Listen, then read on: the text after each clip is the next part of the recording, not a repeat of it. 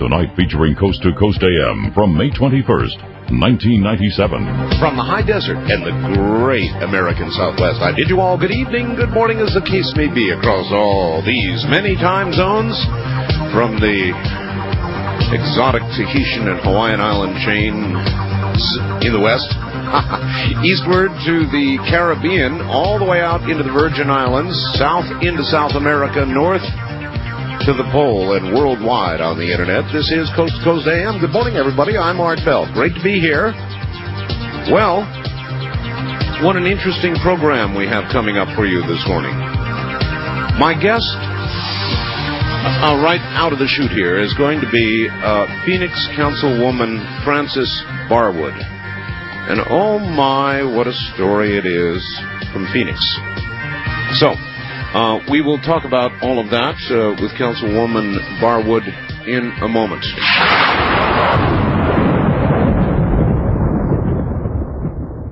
All right, most of the listeners of this program are very, very well aware of the incredible sightings over the city of Phoenix recently. As a matter of fact, we had a report, rather detailed, lengthy report from Peter Davenport at the Seattle Ufo Reporting Center. Peter, if you're out there, give me a call now, and we'll arrange to get you on. I should have called Peter earlier, but let me read you an article as a manner of introduction here from the Arizona Republic, that's the big paper in Phoenix, by Chris Fiskus, it looks like. Phoenix may have opened an X-file on recent UFO sightings over the city, but don't expect it to confirm the existence of Arizona-bound extraterrestrials.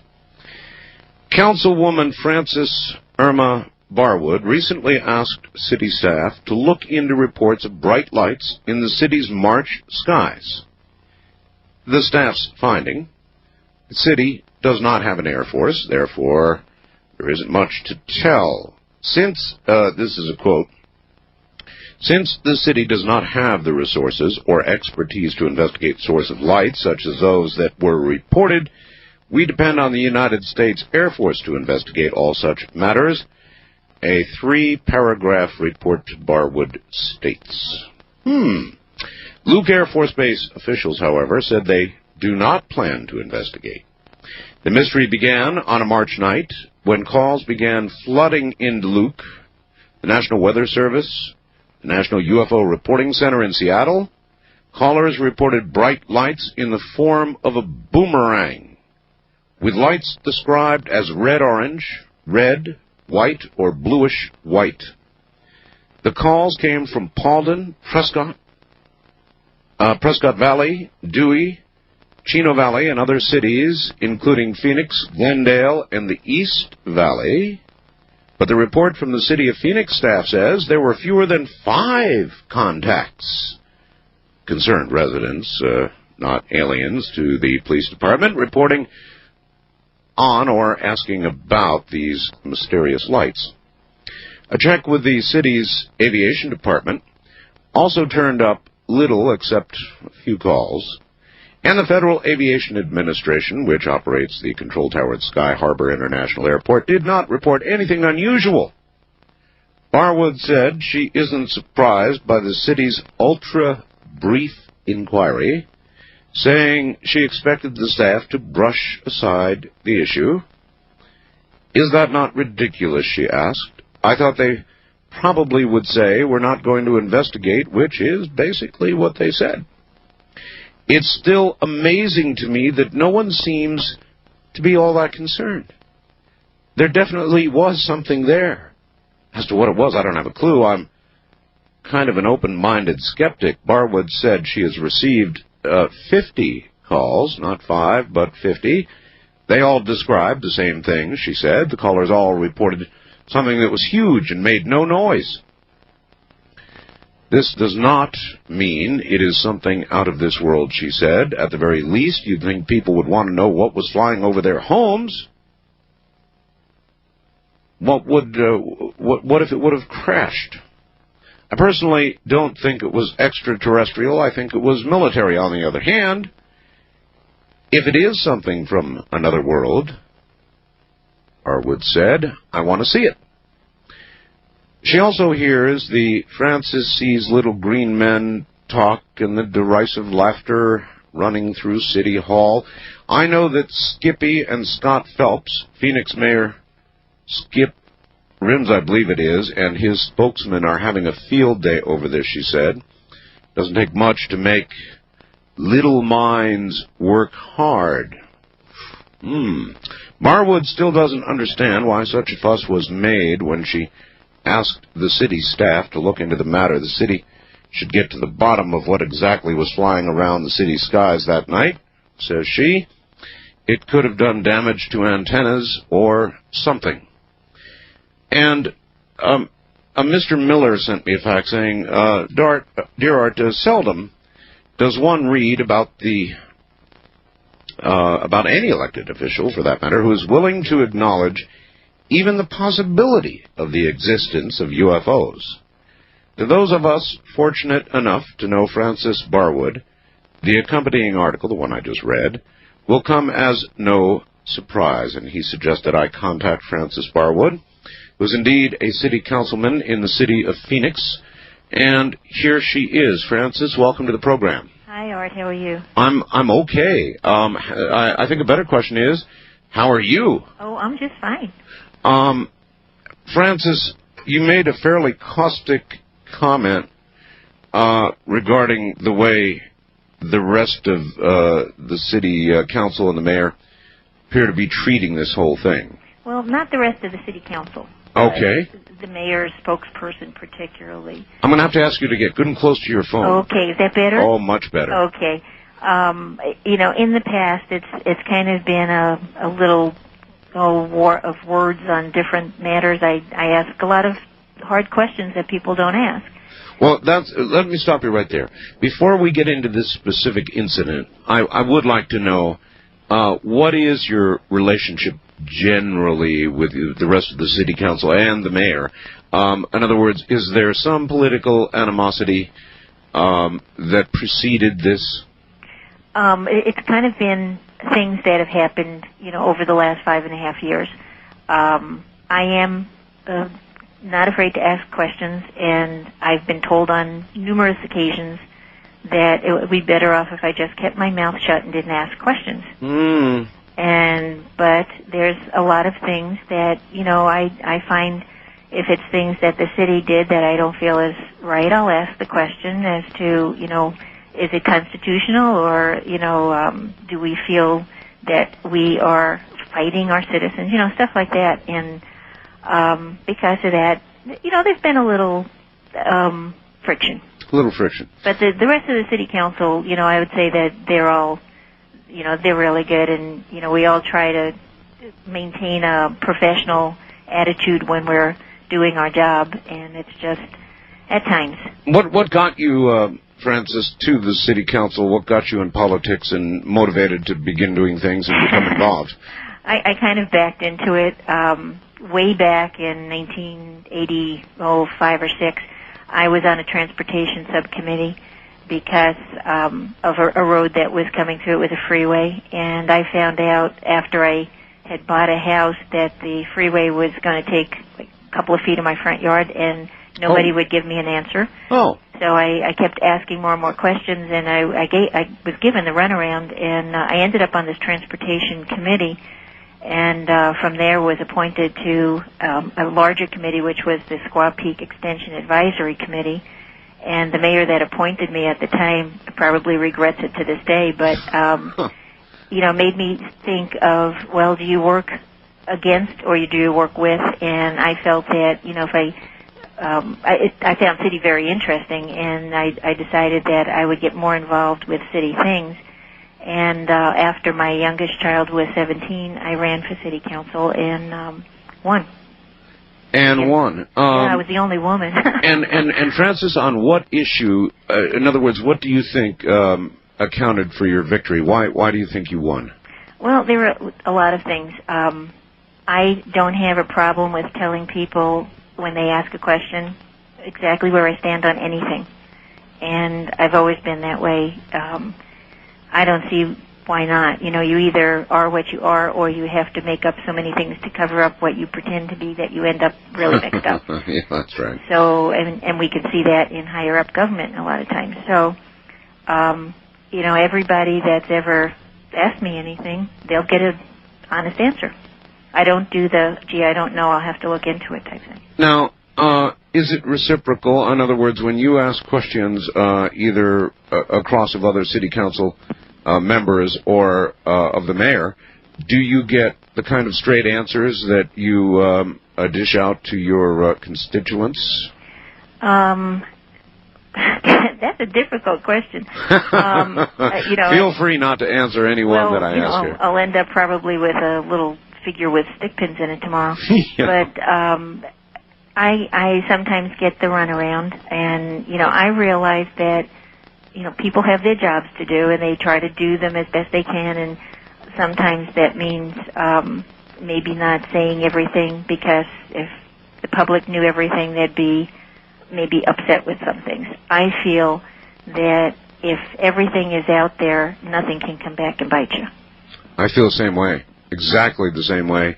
And if it does, at least you've been righteously bitten and you can walk away with your head held high. Well, let me tell you the rest of the story is I'm under attack of a recall.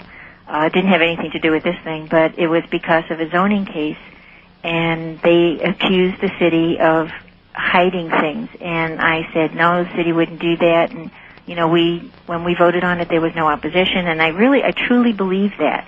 Until I was called as a witness for a group that was suing the city on another issue, and during the time I was giving a deposition, they had asked me a particular question, and I said, oh, no, because we didn't know about that in, you know, mid-'95. And they put a letter in front of me that was from our mayor to the head of this company back 4 months before we voted on it, saying exactly where it was going to go and everything, and not CC'd to anybody. It was a personal letter, and they pulled it out of the, you know, the Truth in Open Law, whatever it is. And at that point, I was furious, and that was kind of the straw that broke the camel's back. I just felt, you know, that was extremely dishonest on the mayor's part. He could have said right at the beginning, well, yes, I knew about this ahead of time, but he didn't.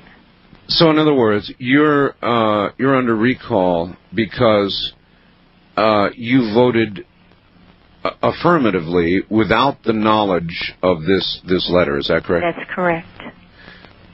Surely your constituents understand, or do they not? Or are they just now hearing? In other words, how big an issue has this been in Phoenix? Do the people understand the chronology of how it occurred?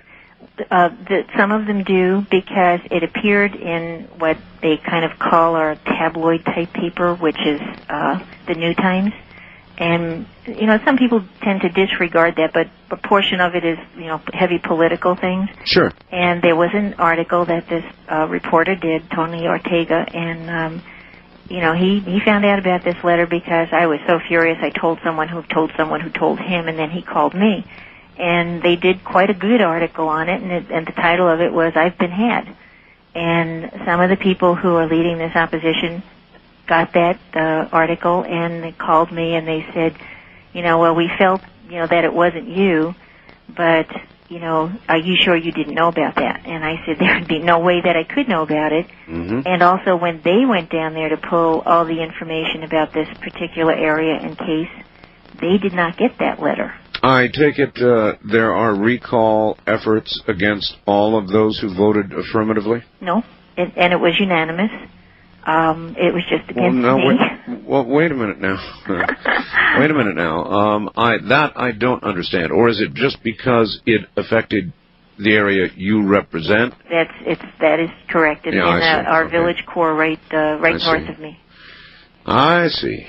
Well, so you've already got some pretty tough fights you're fighting. Well, and there's a little bit more to that, too. Some of the people that jumped onto this recall are people that were angry at me for other reasons. I am very pro-gun for law-abiding citizens.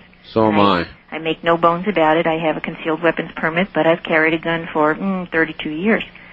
I'm also a very strong conservative and constitutionalist, and everybody that knows me knows this. I also have a concealed permit, Francis. I feel exactly as you do.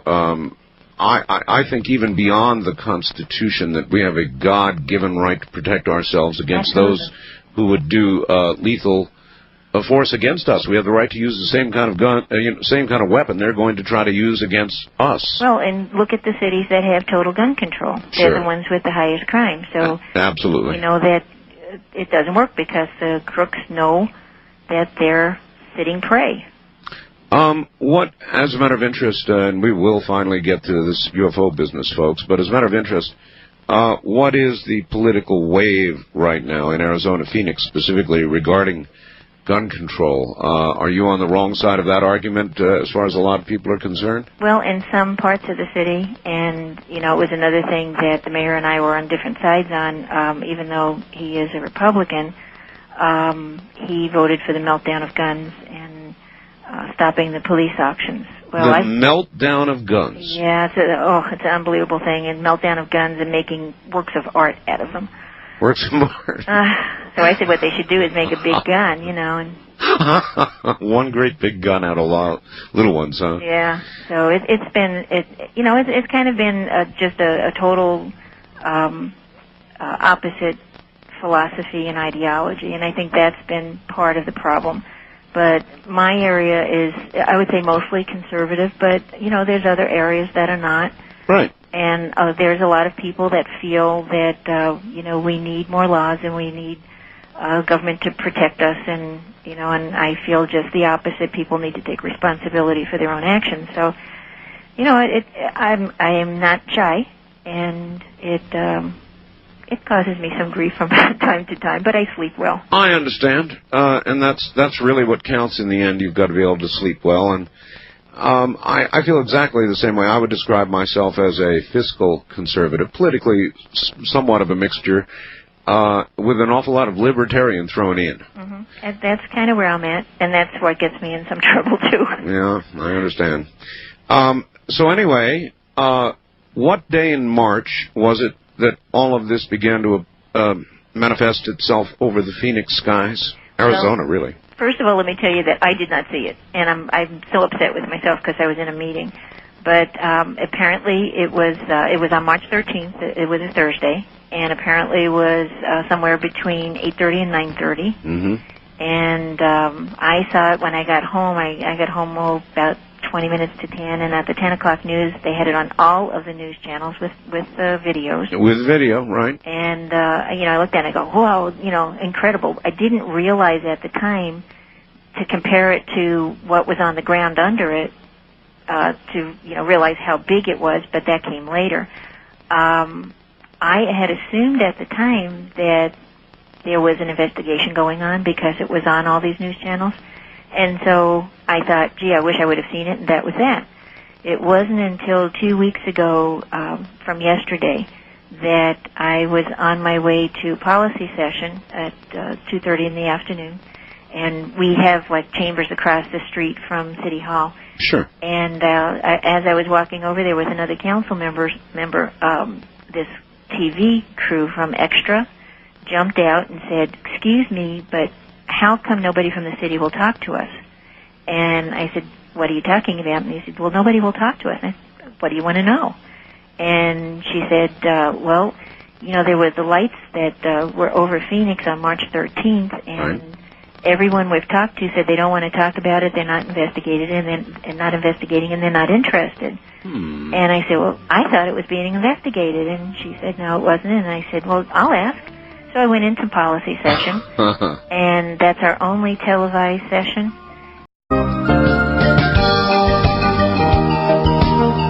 You're listening to Art Bell, Somewhere in Time on Premier Radio Networks. Tonight, an encore presentation of Coast to Coast AM from May 21st, 1997. Good morning. And I would like to invite Phoenix to call, those of you who saw the lights and know about this situation.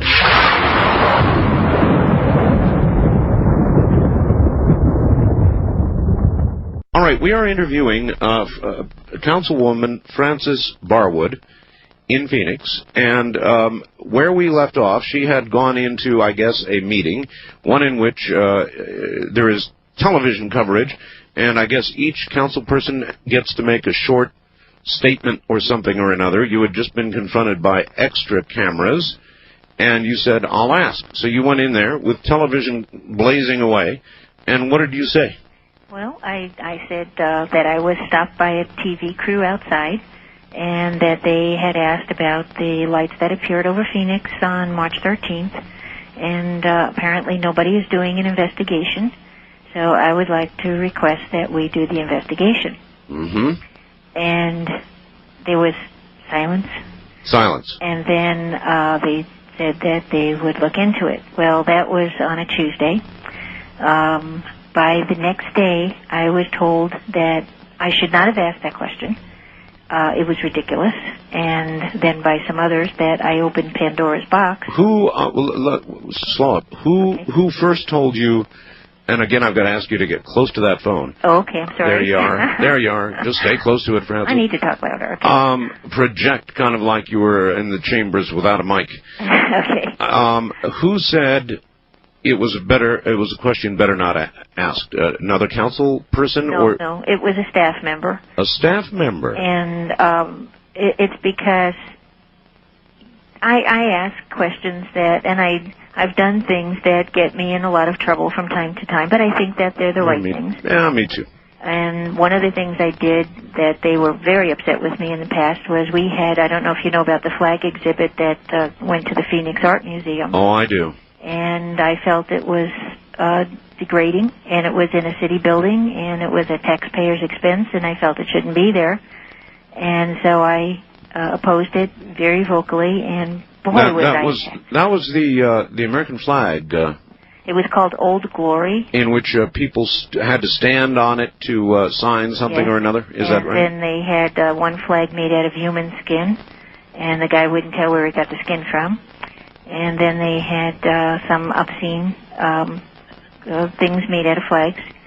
And it was just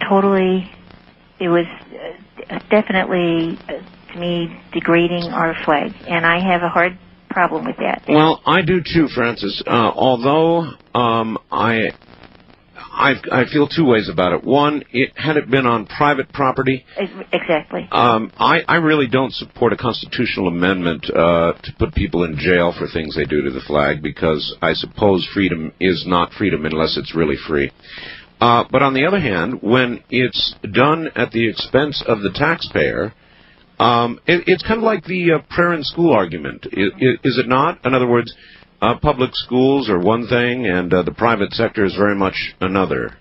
Well, I guess that's where I differ a little bit. I feel that freedom of religion and separation of church and state means that the government is not going to interfere if we want to pray. And so I feel a little bit different on that. And with the flag, they kept saying, well, it's not a taxpayer's expense. But it was totally because the funding came from 3 universities back east, which were all taxpayer funded. Right. And the building itself, it's owned by the city of Phoenix, which is the taxpayers on ground. Okay, but the point I was making is, for example, at Christmas, when there is some sort of display on city grounds, they usually order it removed because it is on public property. Mm-hmm. Isn't that true? Isn't that how they go after it usually? That's true. And yet with this, they felt that this was perfectly justified. I felt it was an embarrassment to the city. Sure. Unfortunately, I was the only one on the council that felt that way. And I find that incredible. Well, I got beaten up pretty good about that one. But, and they did cartoons in the paper and all that. But I Did Benson do a cartoon on you? As a matter of fact. Well, we share that in common then. I've been down the Benson Road a few times myself. But I don't have a problem with that, because that's what I believe in, and I feel, that I was right, and that's that. The other thing was we have a National Memorial Veteran Cemetery here, and some developers tried to put a road right through the middle of it, and kind of underhandedly they went and did a court suit. They didn't put in the fact that was a cemetery there, and they brought the plans from 1965, and the judge gave them the right to put this road through this, what looked like state land, but it wasn't. It was our National Veterans Memorial Cemetery. So another woman and I went out there and blocked the bulldozers, and the veterans were definitely great. I mean, they came out there en masse. Unfortunately, the city was very upset with me, but the city was the one that gave them the permit to go through there, and they knew. I mean, they knew that was a cemetery.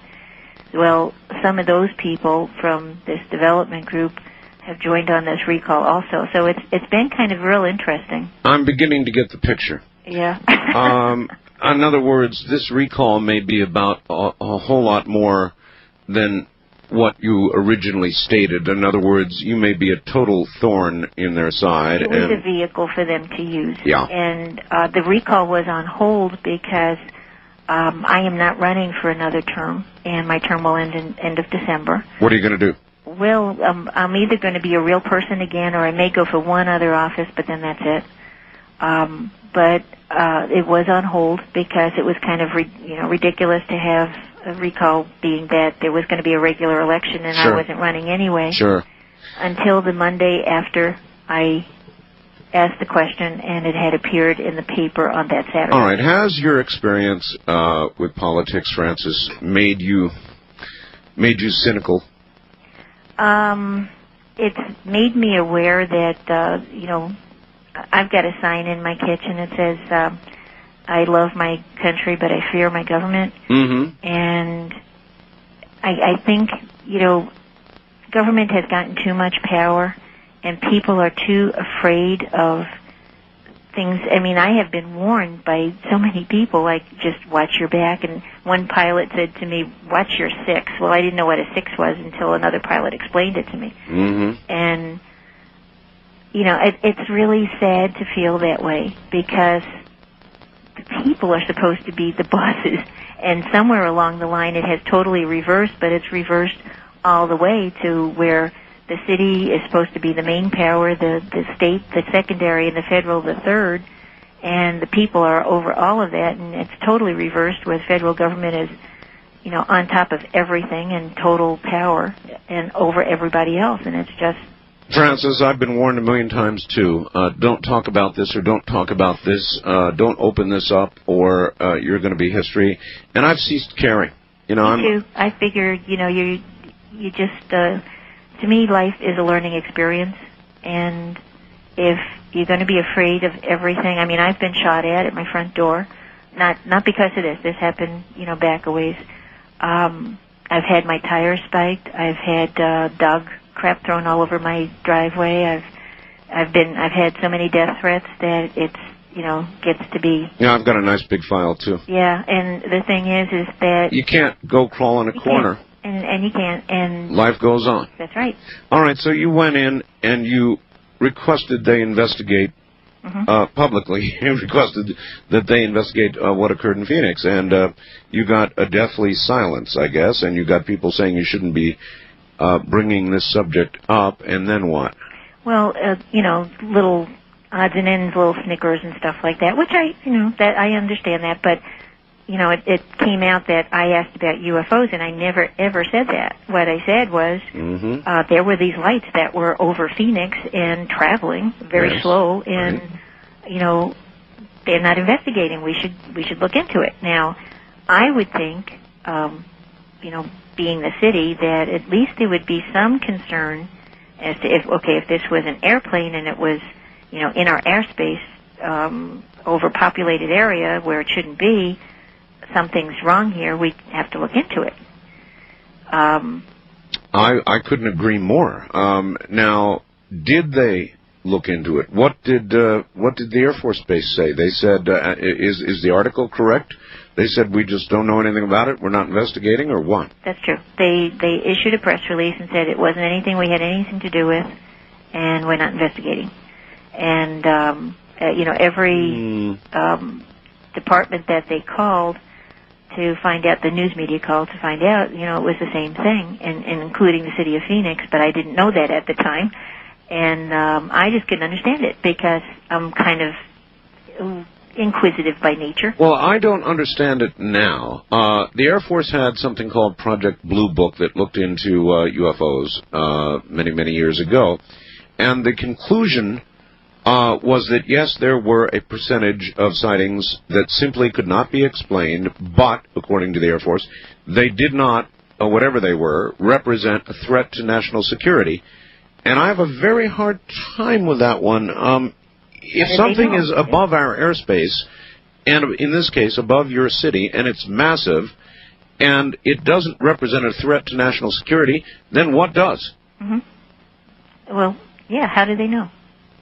Exactly. What does represent a threat to national security? I mean, I thought the whole idea of the Air Force was to maintain control of our airspace. Mm-hmm. Now, maybe I'm missing something here. And what I may be missing is that this craft, or this whatever it was, might have been ours. That could have been. When the article appeared in the paper a week ago Saturday, I wasn't even up yet when I started getting phone calls. And people started calling me from all over the state, to the north, all the way from Prescott and Prescott Valley, and to the west and to the east, and it went from Kingman to Mesa, all the way down to Gila Bend. Listen, I want to tell you, I had gazillions of faxes and emails and phone calls, and in this article it says, quoting, but the report from the city of Phoenix staff says there were fewer than 5 contacts to the police department, and so the reporting or even asking about the mysterious lights. 5 calls, Francis? I can only go by what the report says, and I would think that because of the description of this, that people were more, they called the TV stations, and I think they were more curious as to what it was than afraid, because, well, let me tell you what people described to me. Sure. And this is real interesting. All these people hadn't talked, because I asked them if they talked to Skywatchers or MUFON or the UFO Reporting Center. They had not, and some of them did towards the end, but the first ones that called me did not, and they said they didn't tell anybody because they were, thought that people would think they were crazy. And they all said the same thing. It had 3 to 7 lights. One person said maybe 9. They were amber or white. It was a triangle or boomerang shape. Mm-hmm. It was extremely enormous. They said somewhere the size of a football field up to 1 mile. It was at about 1,000 to 5,000 feet altitude.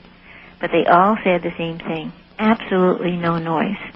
And the man that called me from Prescott Valley was outside with some friends, and he said that the way they noticed this thing was it had no lights on it. They were all off.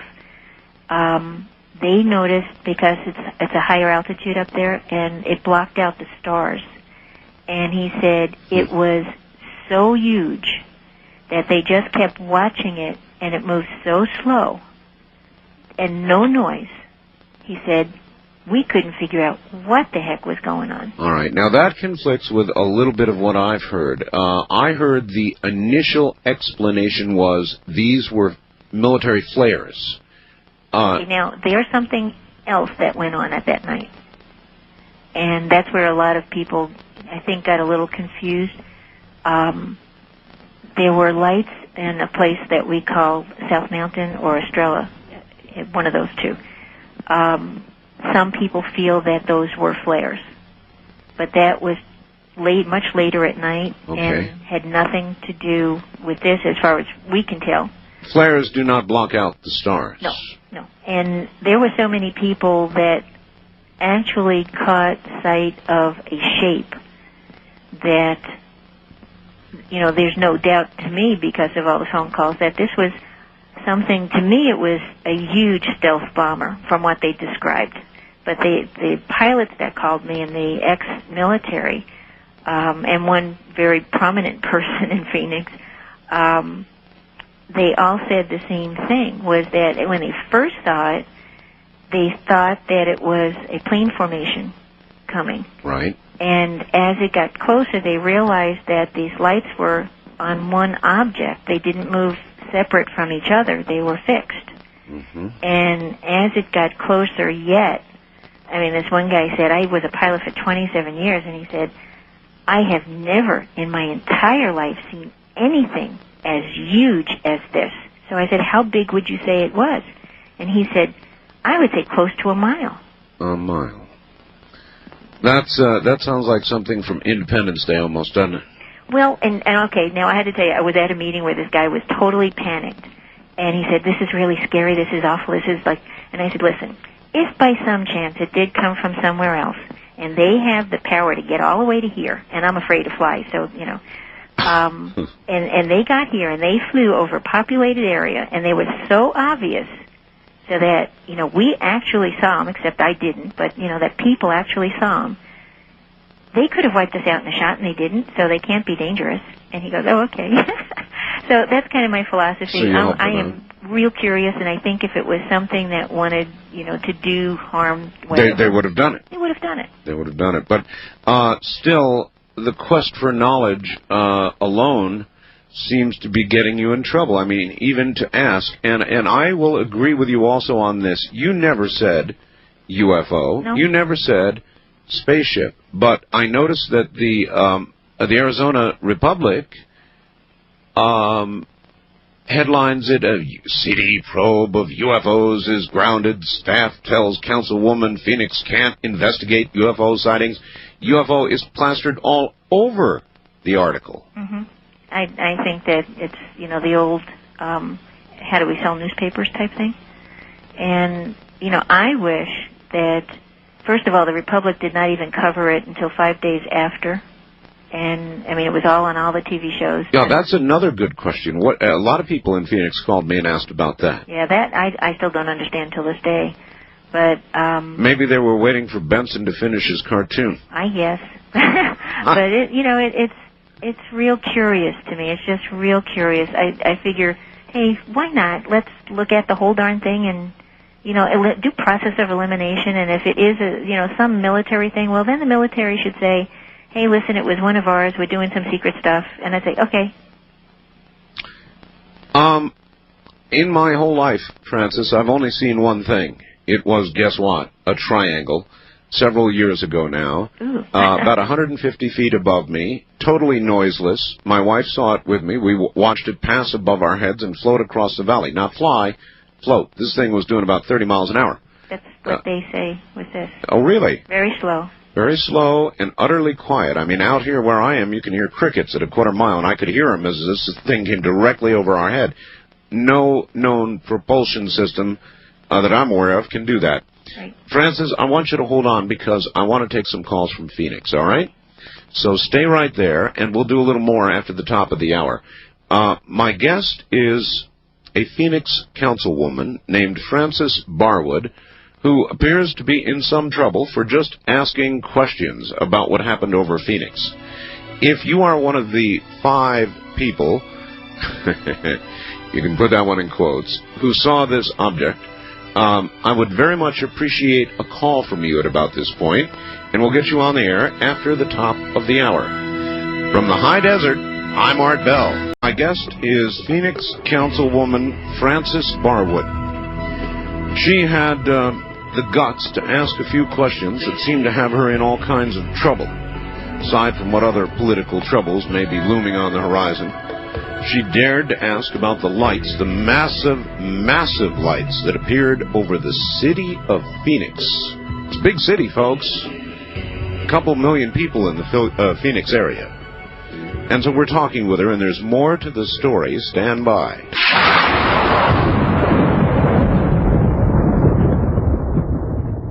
Once again, I've got the lines open specifically for Phoenix. If you saw the lights, if you know about the story, then we would encourage you to participate. We're going to be getting to the phones in just a moment. Now, once again, back to Frances Barwood, a council lady, councilwoman, I guess, for the city of Phoenix for at least a while longer, huh? Yeah, that's true. Now, you mentioned to me before the program something about air traffic controllers. I had heard that there was no radar acquisition of these at all.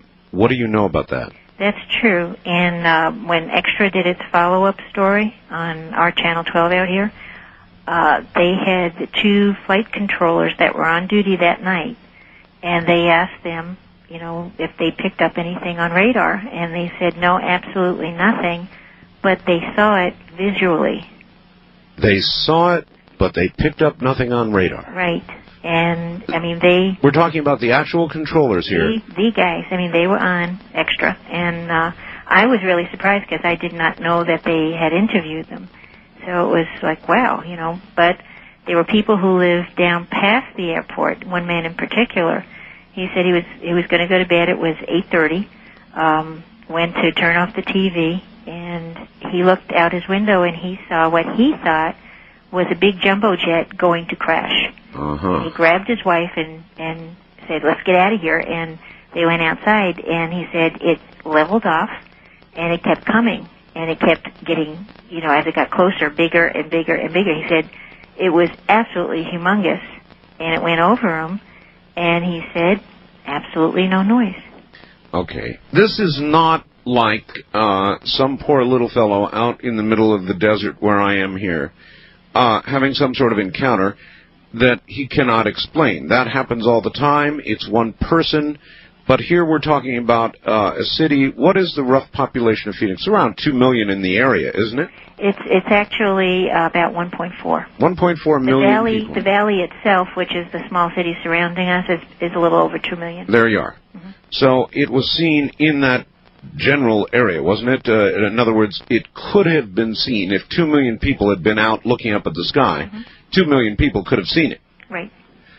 So we're not talking about some little trivial incident here, which surprises me with regard to their attitude. Now, I've got to ask you this, Francis. Do you think that they know more than they're telling? In other words, that the Air Force came to perhaps the mayor or somebody at that level and said, look, it's something we were doing. We can't talk about it. We don't want publicity about it, which might account for the Arizona Republic's halting reporting, delayed reporting. I don't know. I'm just, stabbing in the dark here. It's such a large incident over such a big city that the response is a little puzzling. Well, yeah, and I think, people's imaginations go wild when you don't tell them anything. Yes, and of course. I think that, people being fairly sensible most of the time, if the military would say, hey, listen, we were doing something, really sorry, but quite the opposite. They issued a press release saying it wasn't us, we didn't do it, and we're not going to investigate. Okay, so, no, but again, going back to my question, do you think it's possible that, in other words, do you, behind the scenes, have the feeling the mayor might know more than he's saying about this, for example? I honestly don't know, and I didn't see any clue to that, so I really don't know. Okay. Let's talk to a few people, at least 5, in Phoenix. On the first-time caller line, you're on the air with Francis Barwood. Hello? How you doing, sir? All right. Where are you? I'm in Phoenix. All right. Yeah. I was at Clover Nook putt-putt with my little 2-year-old son when we saw it. And what did you see? We saw huge lights. It wasn't just me. Probably about 60 other people over there saw it. Everybody just looked up. 60 other people? Yeah, about 60 that were at the putt-putt. It's putt-putt driving range as well. Uh-huh. So, in other words, you were outside. Yeah. Obviously, you would see such thing. Oh, yeah. And how big would you say it was? It was quite a ways from us, but if I had to guess, actually, put it this way, it scared the heck out of us. Actually, guess at 2 things. How high in the sky did it seem, if you had to guess about that? I'd guess probably about 3,000 feet up in the air. 3,000 feet? Yeah, from where we were. And, this stuff is just been weird here, and it's about time somebody in government, I guess, talks about something, at least, poses a question to some of the powers that be, because this is obviously something that's really happening, and I don't think it's the military. If it was the military, Well, then the least they could do is say so. It's a classified project. Yes, it was us. Exactly. I mean, that would be the reasonable thing to do instead of being, evasive. Like, well, they aren't even being evasive. They said it wasn't them at all. Even that's puzzling because you would think if the military was doing it, that they would not do it directly over the city of Phoenix, of all places. I mean, there's a lot of barren land for them to do that kind of thing in. Certainly. It's just, all I can say is everybody here is, that I know is kind of like in denial. We really don't want to believe it, but it's scaring the heck out of us. If it's, if it's a UFO, that might, explain some of the denial. People don't want to believe in that kind of stuff. Anyway, could I ask a question? Yeah, sure. Go ahead. Could I ask you? My phone number's in the phone book. Could you give me a call? Sure. And I'd really like to kind of hear everything that you saw. Okay. Really? I'm keeping track of everybody. Are you? Certainly. All right, caller. Thank you, and thank you for the support. So you really want to hear from people who saw this? Oh, absolutely. You're going to get a lot of calls, Francis. I have gotten a lot of calls, but that's okay because I really feel that, for one thing, people are relieved to talk about it. And it's kind of, they've been afraid to say anything to anybody, and I would say most of my calls, when they call, they say, we didn't say anything to anybody because we're just so afraid that somebody would laugh at us and think we're crazy. So just by talking about it, that's one thing. But, it helps to get everybody where they were at the time and the angle they saw it at, and the group Skywatchers is doing like kind of a big map where they're marking all where the people were and where they saw it. And you should know you're not alone, Francis. There's a congressman named Schiff in New Mexico who has run into some brick walls trying to ask questions about what occurred at Roswell. So many brick walls that, he was just doing a casual request for information, and the brick wall was so hard and so thick that he became suspicious and began digging deeper, and lo and behold, the records of the time in question, unfortunately, were destroyed. In total. It was an amazing story. So you're not the only one, but you are a very brave one, because not too many people in government at any level are willing to even open their mouths and ask a question like this. Well, I don't consider myself brave because to me it's kind of, that's the way it should be. But I'm also a Christian, and somebody said, well, how can you, even think that this could be from somewhere else? And I said, well, I didn't say that, but people are the only ones that limit God to earth. He's supposed to be the God of the universe. Here. And if, he could put us here, why couldn't he put some people other places? And so, while I've never seen anything and I'm totally skeptical, I do want to see something. I feel, let's just keep an open mind and look at everything. I share that view. Wildcard line, you're on the air with Councilwoman Frances Barwood. Hello. Hi, Art. Francis. Hi. Come to Mesa, Francis, so I'll vote for mayor for you over there. You're in Mesa, huh? Right. I saw the lights, and at the time I didn't think anything of them much. It wasn't 7-10 days later when I saw something on the news, a clip, talking about it. And I thought, well, that must have been those lights I saw. And but at the time I didn't think anything about it. The only unusual thing was I didn't hear any noise. What I thought it was, I'd stepped outside in the backyard to check out Hellbot for one of the last times, because it was starting to fade away at that time. In northwest sky, where I was looking for the comet, I saw the lights about 5 to 7, and at the time it appeared to me as National Guard copters, which usually fly on the weekends, which we see all the time, in a formation. So that's what I thought it was. The unusual thing for me was that it was at night, which I usually don't see them at night, and there was no noise at all. But it wasn't odd enough for me to even tell anybody about it. Let me ask you this, caller. Yeah. Are you surprised by the city's lack of reaction or muted reaction to Councilwoman Barwood's request for some sort of investigation? I am surprised about that, and the only other thing that concerns me is with the direction I saw it, which took it directly over Sky Harbor from my vantage point. And I would think radar would have seen something on their screens. That's the unusual thing that kind of... Well, now, let's think about that for a second. The United States has now craft that it flies that are not detectable by conventional radar. Right. If we have that, then it's equally possible that it was ours or somebody else's, but you've got to imagine somebody who could get here would have it, at the very least, the ability not to be noticed on radar if they wished it to be so. Right. I mean, if we can have that technology, they can, right? Well, that's true, but I would think...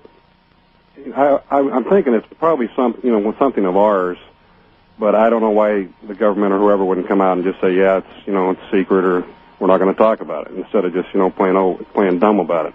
And they were being kind of obvious. Right, that seems strange. But I watched it for a good 5 minutes, fly clear to the north and directly straight line to the south towards Tucson, till it went out of the horizon. But all right. I wish I would have thought of grabbing my video camera, but I didn't even think, Well, apparently lots of people, or at least enough people, did grab video cameras, and there's plenty of footage circulating around. Although, I must say, after the initial running of the footage, it's like you didn't see it again. And this is one of the more massive sightings anywhere in a long time, and suddenly the footage kind of disappeared from the radar scopes, no pun intended. Yeah, and I never saw any of the video myself to compare to what I saw. I wish I could have seen some of it. Mm-hmm. Contact Frances Barwood. She needs the support. I'll do it. All right, thank you. Thank you very much. And you're actually in the phone book in Phoenix, Frances? Yes, I am. That's brave, too. West of the Rockies, you're on the air with Frances Barwood. Hello. Hi, Art. Hi, Frances. Hi there. I'm one of the guilty ones that hasn't reported what I saw yet. Where are you? I'm in Phoenix. In Phoenix, all right. All right, this is Scott in Phoenix. Yes, sir. Glendale, actually. I have a pretty dark neighborhood. I live in the Union Hills, 35th Avenue area, which Frances would be familiar with. Yes. Getting ready to watch a Suns game that night. Suns were doing better. 8:30 right on the nose, and my wife is talking on the phone in the backyard. She says, "Come out and look at this. What is this?" And I look at it, and it's a V-shaped formation of lights. About 6, I think, is what I saw. Mm-hmm. 2 were very close together, right at the very nose of the triangle. And I was baffled. It looked huge. And I stand outside quite often and watch the air traffic go back and forth. I know what's going to Sky Harbor and what's going to the military bases. That's why she usually asks me, gee, this is something I haven't seen. What is it? And I'll usually explain. And this time I don't know what that is. Can you estimate altitude and size? I'm not very good at that, but it was, 1,000 feet or more. The lights weren't that bright. So I had my binoculars handy. I was watching Hale Bob earlier also, and grabbed the binoculars, and not only my wife, but my 13-year-old son was outside, and we're all watching this. Huh. I have the binoculars, and I'm trying to find a craft in between the lights. And I can't see any metal. I can't see anything there, just the same color as the background. I can't say that I could see stars through it, or we're moving, for one thing. Was so the binoculars sir, are moving through the sky trying to look at something. Sir, was the sky clear enough that you should have been able to see stars? Oh, yes, it was very clear. And in March, 8:30 was dark enough to see plenty of stars. But I can't recall seeing any stars through it. But as I was following it through the path, I couldn't see any craft. There was no metal or anything there. And I handed the binoculars to my 13-year-old son, and I said, you look at that. Can you see anything? And he looked at it, and the same thing. He couldn't see anything in between the lights. And it came from the northwest, floated pretty much right over our house, made no sound whatsoever. And I hear all the craft that go over the house. I can, eventually you'll hear a sound. This was completely quiet and just looked like it was heading right through the middle of Phoenix, right down towards Sky Harbor. That's exactly the route. So you have not reported this. You didn't get on the phone and call. No, I just thought, well, this is something kind of strange, and I did hear your show that night with Peter Davenport. Right. And that's when I went, wow, this obviously was really something strange. Yes. And followed it a little bit. I do have to give the Arizona Republic credit, because when they did have an article 4 or 5 days later, they pretty much just told the facts. They didn't fill it with a bunch of the flare thing or anything like that. Right. The flare story seemed to flare up and then quickly die off. Yeah, I think it started the next day because of the video. The only video they had, these things looked stationary. And somebody said, well, the only thing that we know that can do that are the military flares that have the parachutes. They seem to tend to hold their position for a while and then disappear. So, but that was just making an explanation for the video that really has nothing to do with the fact that this thing floated for miles and miles. Yes, indeed. How do you feel about the city's reaction? Now, I read the piece by the Republic on the Air, and the city's reaction seems to be, we don't want to investigate anything like that. It seems to be nervous. It seems to be a nervous reaction. The only thing I've heard from the mayor, any quote that it may not even be a real quote, but it seems that he said there are no UFOs over Phoenix. And that's where the terminology of UFO gets confused. People forget it doesn't mean it's something from outer space. It's just we don't know what it is. In other words, we don't want any of those things over our city. We don't want to talk about it. Well, I'm a little nervous about it being over the city if they don't know what it is. And obviously, nobody seems to want to check it out or even talk about it. Now, who in this case would be our protectors? You would imagine it would be Luke Air Force Base, wouldn't you? Exactly. But they seem to be asleep that night, and they don't want to investigate any of those things either. There was another really strange thing that I thought that happened in my neck of the woods here, and that was about a half an hour after the thing floated by, just an enormous amount of helicopter activity up here.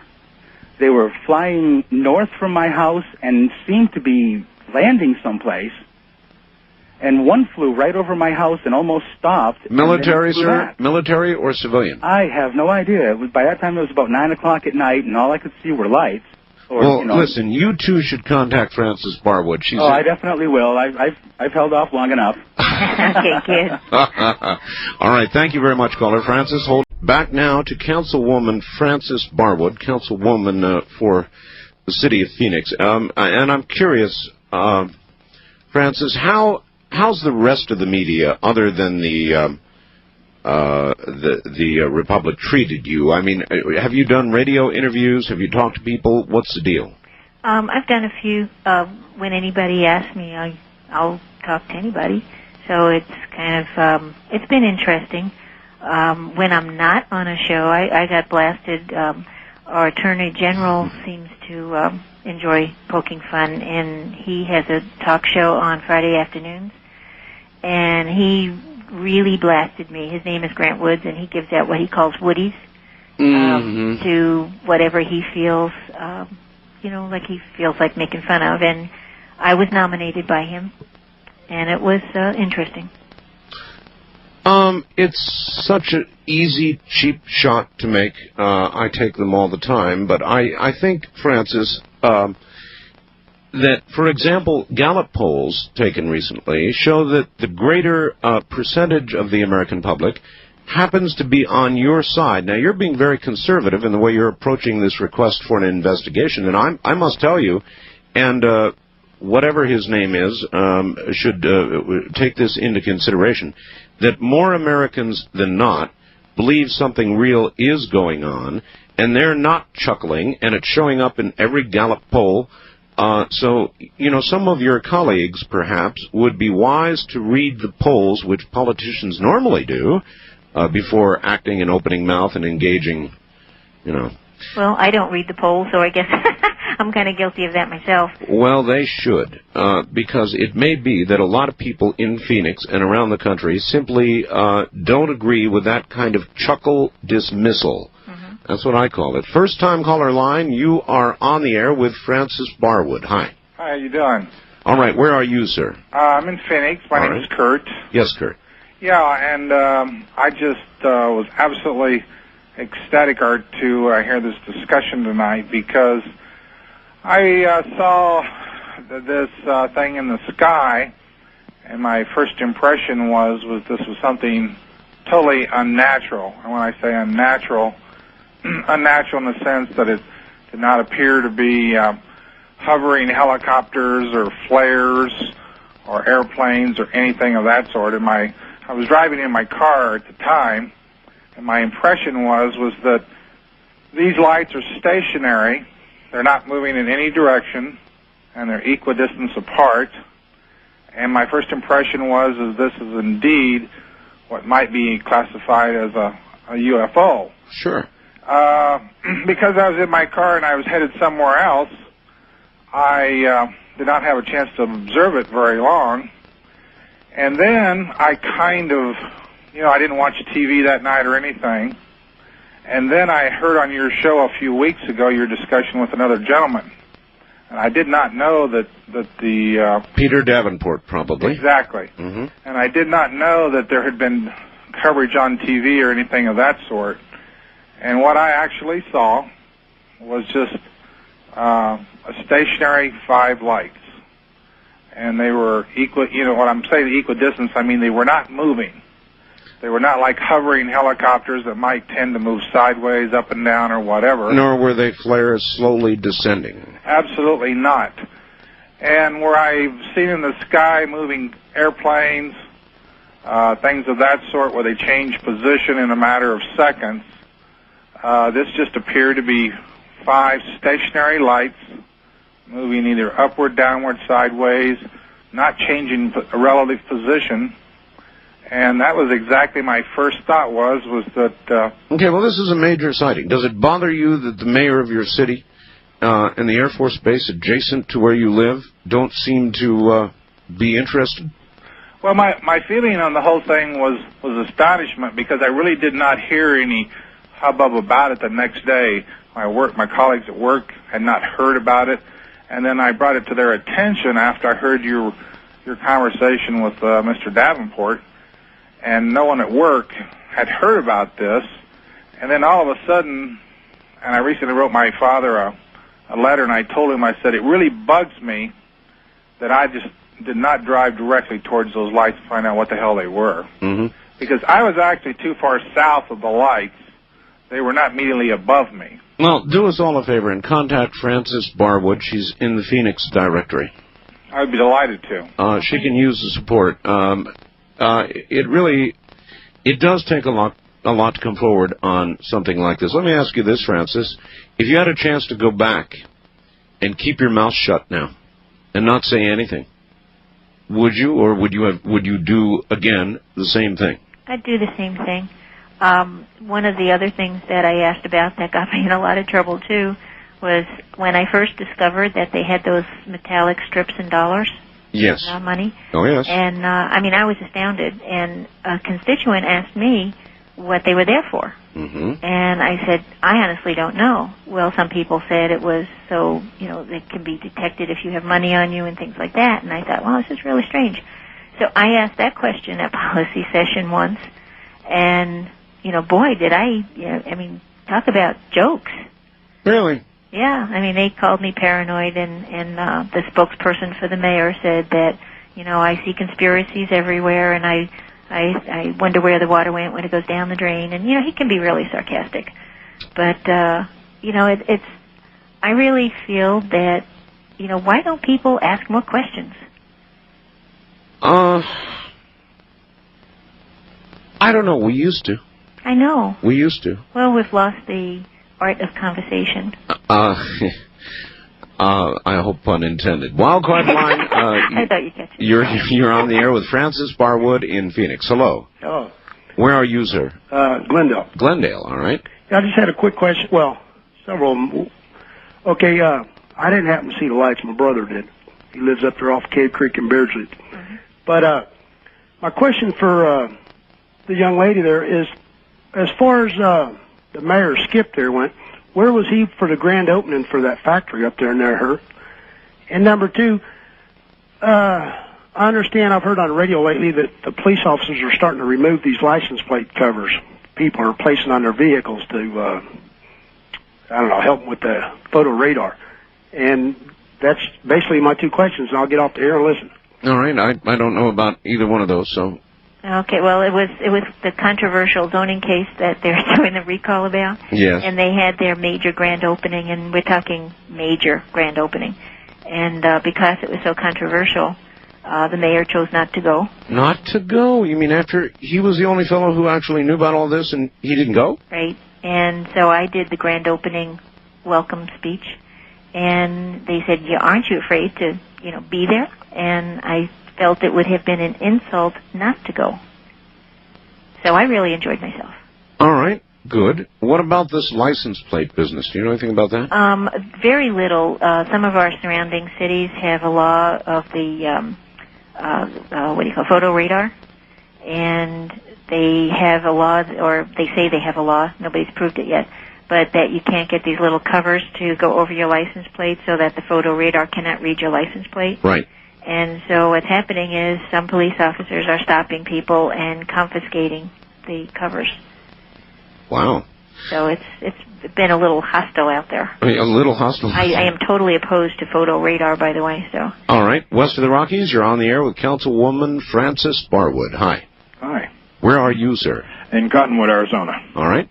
And just Monday night. Well, I didn't see the ones in Prescott because they were way west of me, but Monday night, out on the porch, you could see we could see three. Above the horizon, orangish, yellowish globes, balls, just kind of sitting there hovering. And as we watched, just 2 or 3 minutes later, one came up from ground level. Of course, there was trees out there, so I could see it through the trees, and I could see it coming up. And it came up and kind of joined the others, and one of them floated off to the left a little ways and then came back, and they all started moving away from us. But we stood there and watched them for a good 5-10 minutes. It was really kind of neat. There you are. Francis, let me tell you what seems to be going on, and this is verified with a number of investigators, MUFON people, Peter Davenport at the UFO Reporting Center.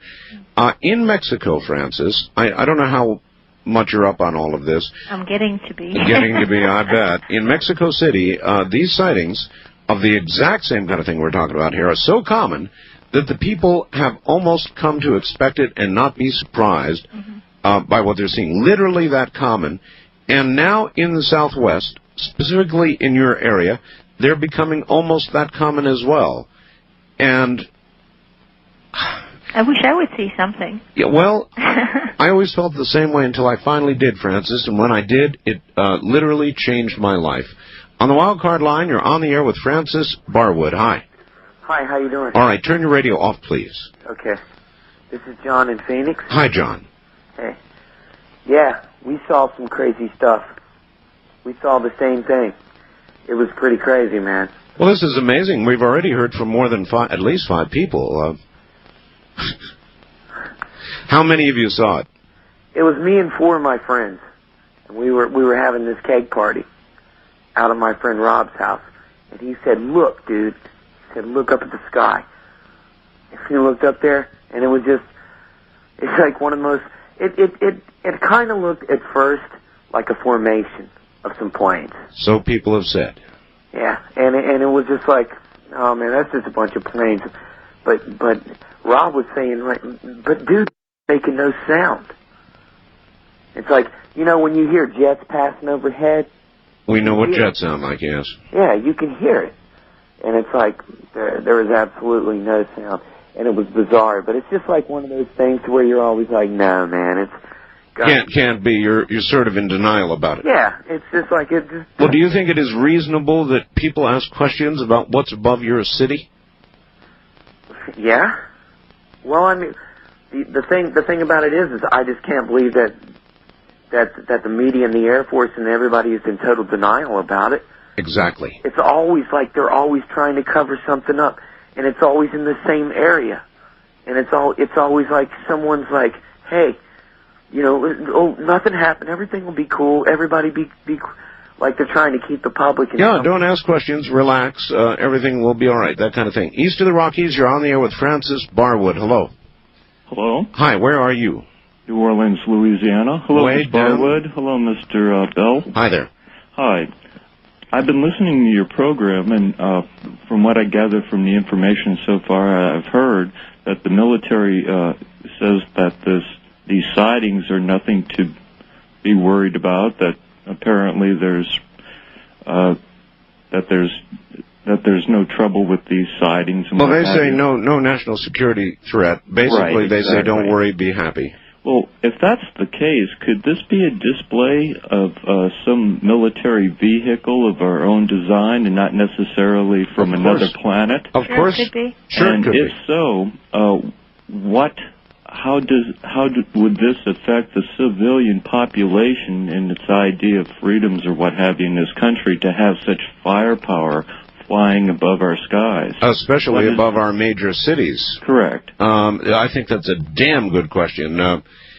And maybe that is the answer, Francis. But then the next question that is provoked is, if we do have something like that, and we may, then why in heaven's name fly it directly above a major population center? That makes zero sense to me. That's the puzzling part, is that it obviously was trying to be extremely obvious because of the path it took.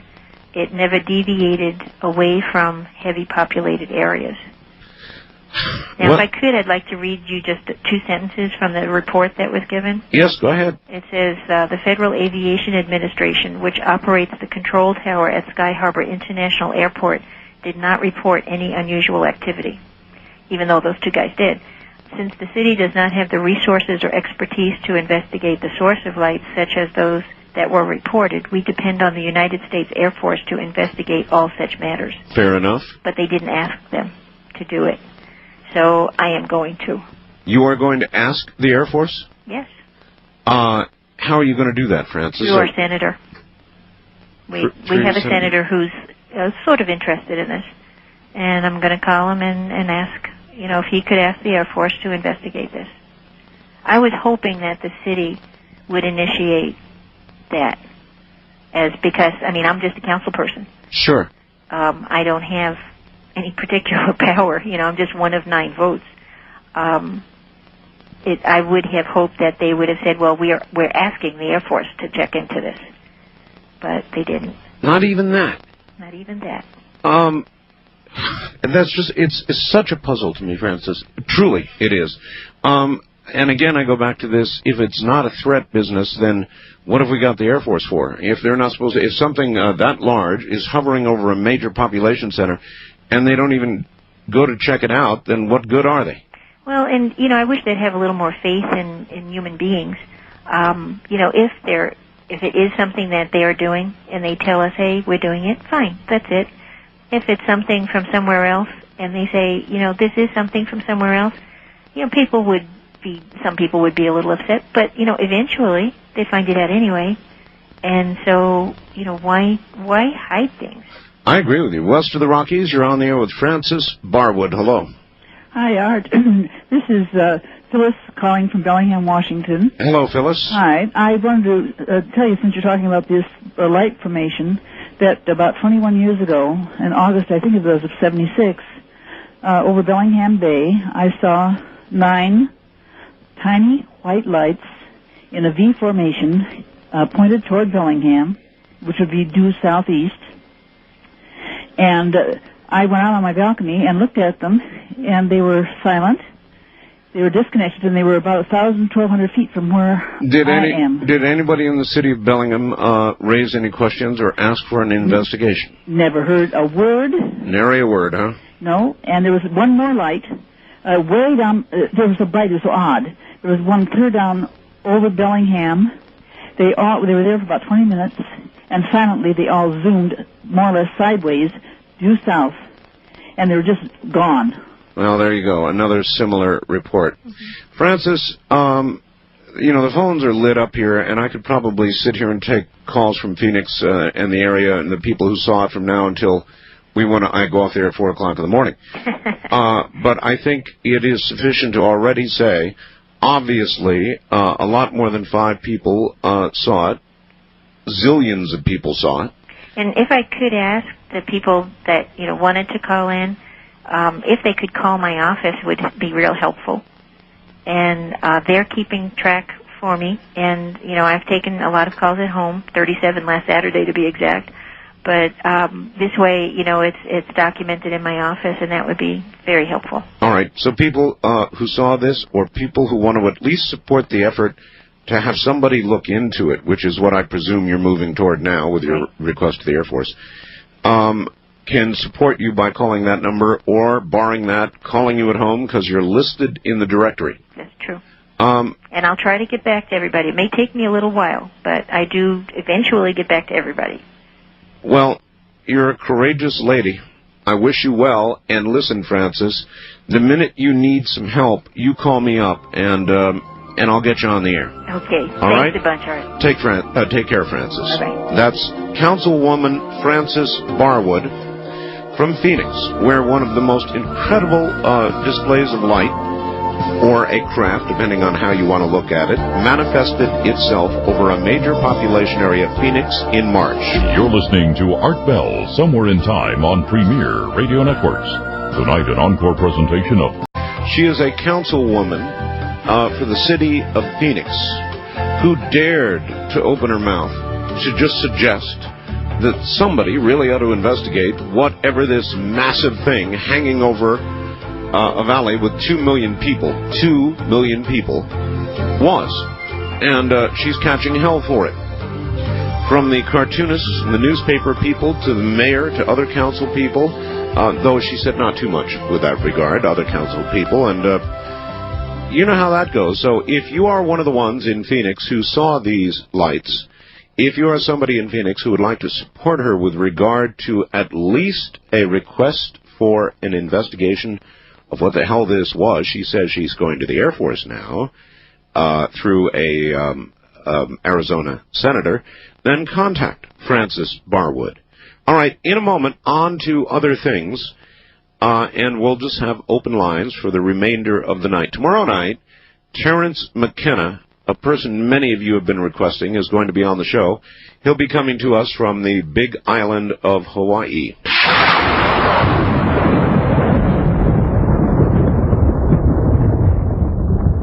All right, a quick look at what's going on.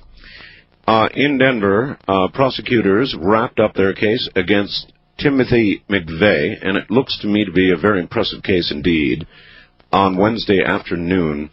The prosecution presented a total of 137 witnesses in 18 days in the Oklahoma bombing trial. Now, this is a case built on circumstantial evidence, but you can build a case in that manner, and it does appear to be overwhelming circumstantial evidence. The defense, of course, is going to go to work very hard, or as hard as they can on that, in suggesting, arguing, it is only circumstantial evidence, and here we are talking about the death penalty, and without fingerprints, without really hard evidence, you are about to dispense a man's life. And I wonder how that jury is going to struggle with that question, don't you?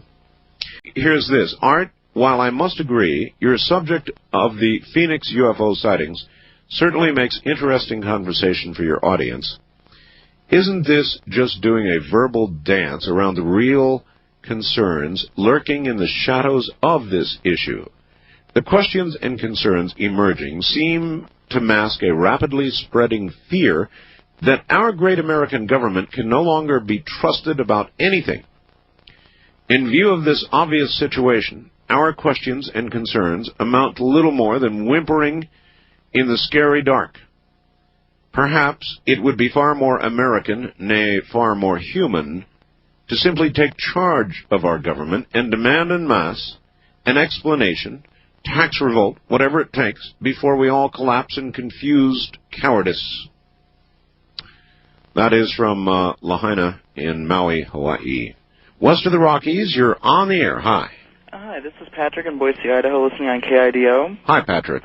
All right, I had two things. First one's really quick. I just want to vouch for you. I've listened to the show for quite a while now, and you do always answer your own phones. Oh, yeah, I do. Even on nights when you're screening calls. That's right. I screen when I have a guest so that I know it's relevant, but when it's open lines, I don't even screen. Yeah, I know that. And second of all, about the first 2 hours last night, I'm an avid horror and science fiction film buff, and this is another thing that leads me to believe that we're just one step closer to Tuesday being Soylent Green Day, you know? Yeah. That was a hard program. It was a hard program to even decide to do. And I hope a lot of people ordered it and pass it around. Something's got to be done about that. Yeah, and just out of curiosity, you're familiar with that, right? Soylent Green? Oh, of course. And do you think the way things are going currently that we would ever reach that point? Do you think it's possible?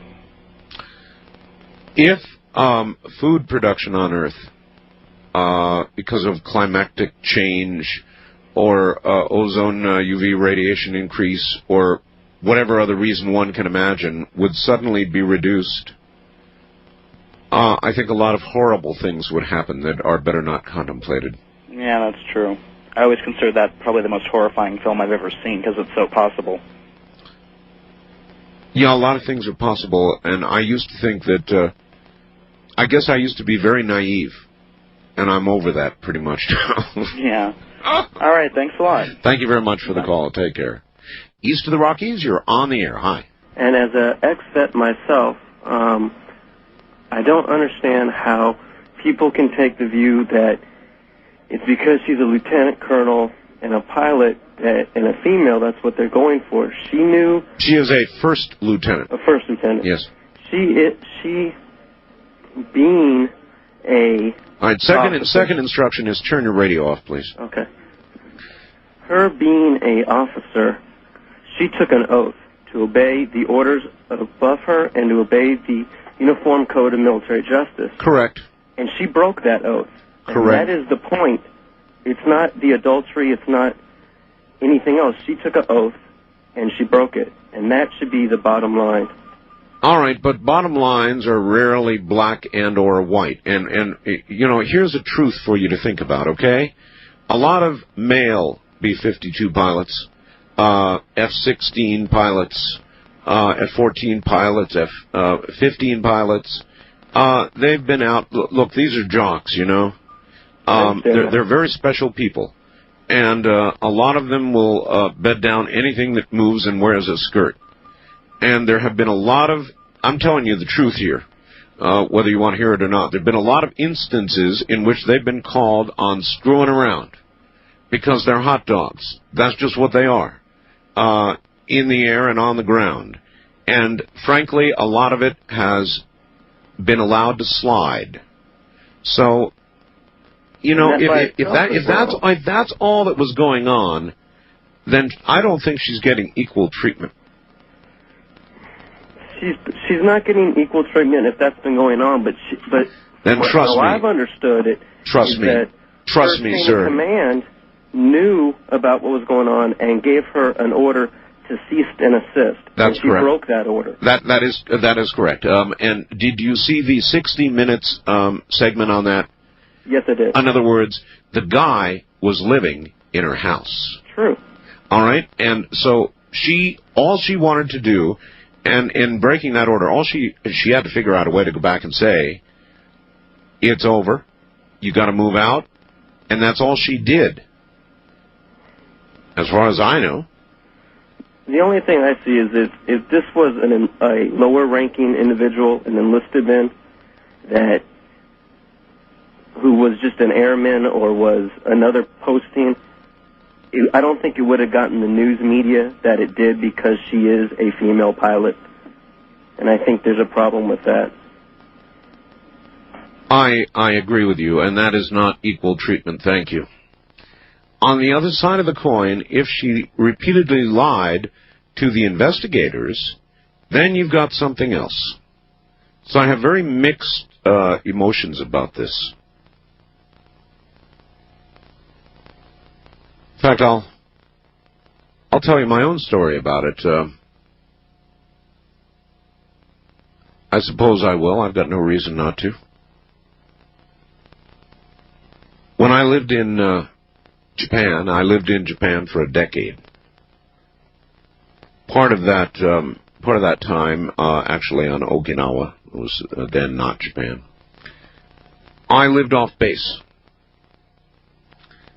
with a Japanese girl. And I was brought before my captain and told that I had to stop doing that. I had to stop cohabitating, which is what they called it then. And I did not stop.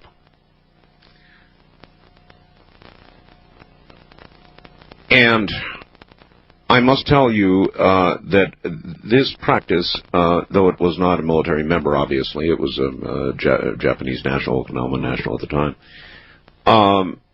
this is, I mean, it's so common in the military service as to be hardly worth discussing. And it's generally handled among men. And I am a little bit suspicious that Lieutenant Flynn is a different case because she is a woman. And yet I temper that with the late news I have that she lied. If she specifically lied to investigators, then maybe a court-martial is appropriate. I just don't know. It's a tough case. It's really a tough case. And I think just about everybody out there is kind of suspicious that it involves a woman. So anyway, there you are. I wonder what you think. I'm sure you've got a view. Everybody seems to be talking about it. What do you think the Air Force is going to do? Proceed with court-martial? Or simply allow her to leave quietly with an honorable discharge? You're listening to Art Bell, Somewhere in Time.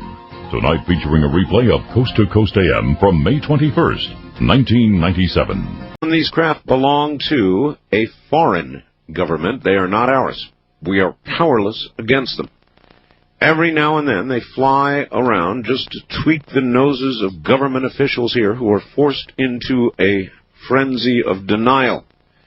This just might explain a few crazy things that government people are doing these days, but would not explain much about local officials. Or, two, the craft really are extraterrestrial, and all those officials who are nonchalant about it are all themselves aliens or humans who have been cloned or otherwise co-opted by the aliens.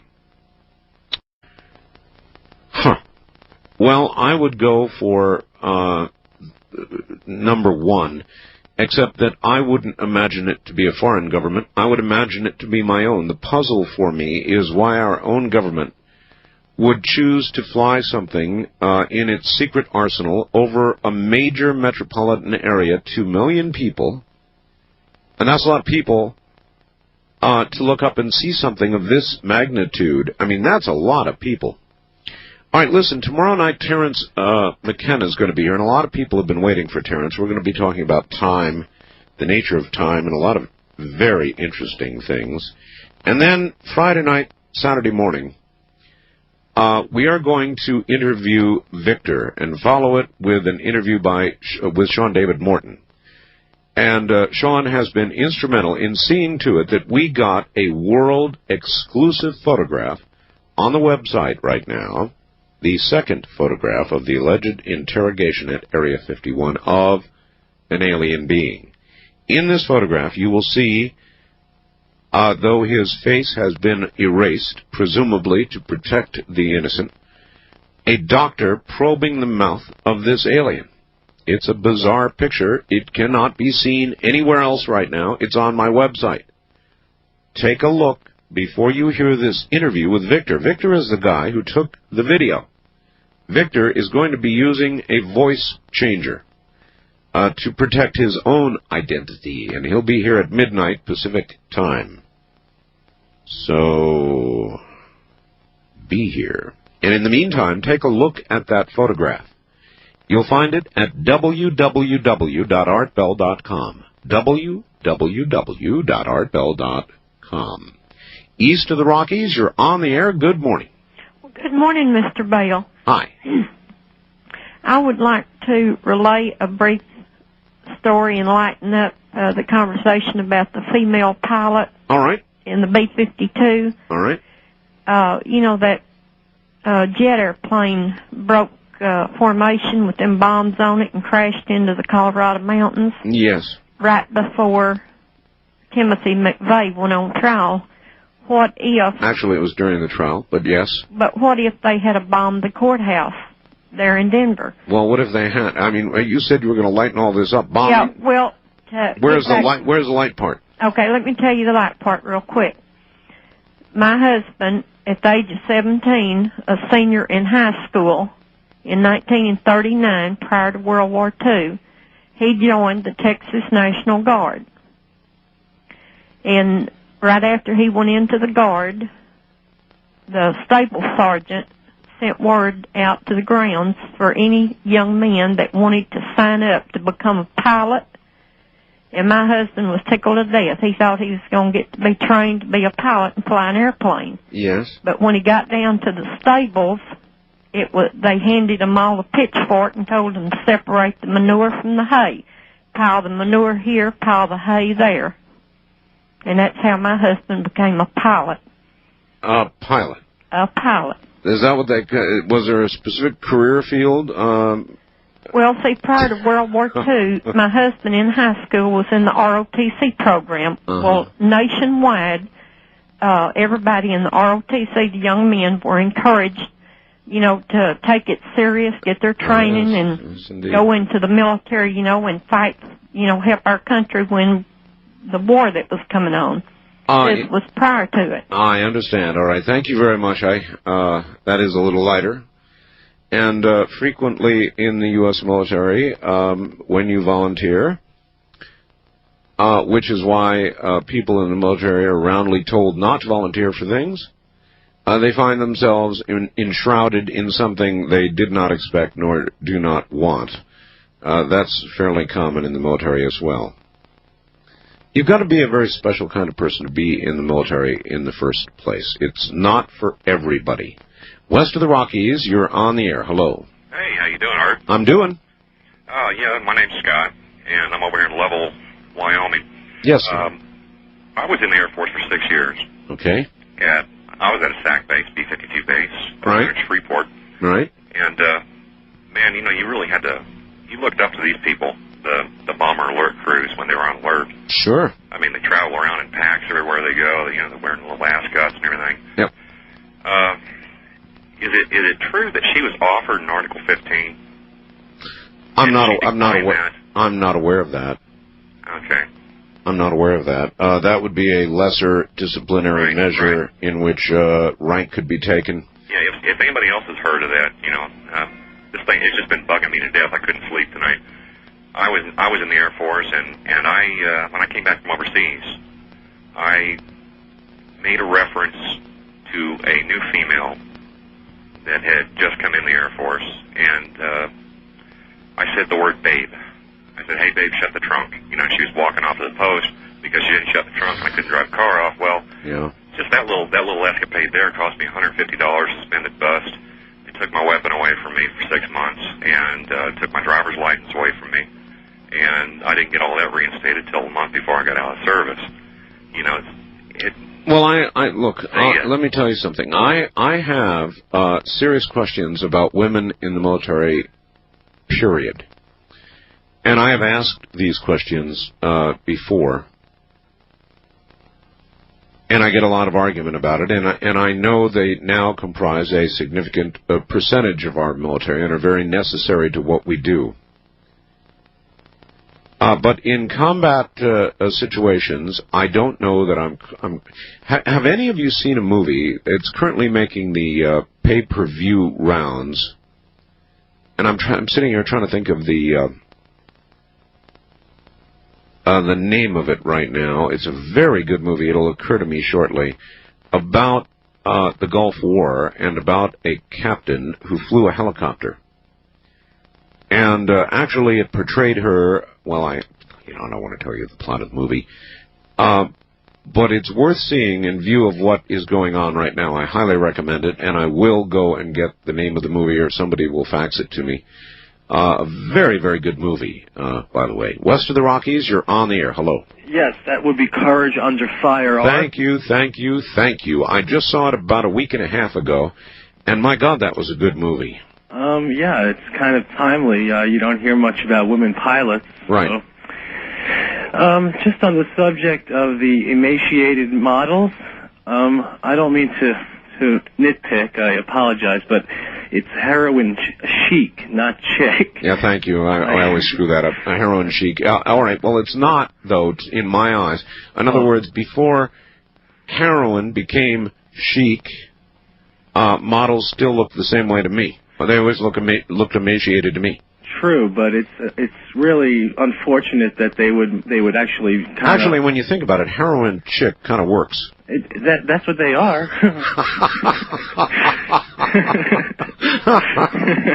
In other words, models have always sought to reduce themselves by any means. Frequently tossing their cookies or whatever else it takes. Right. Heroin chicks. And they're also on the cutting edge, so whether it's a good fad or a bad, they tend to be on the forefront of it. Yeah, but I don't think it has all that much to do with heroin.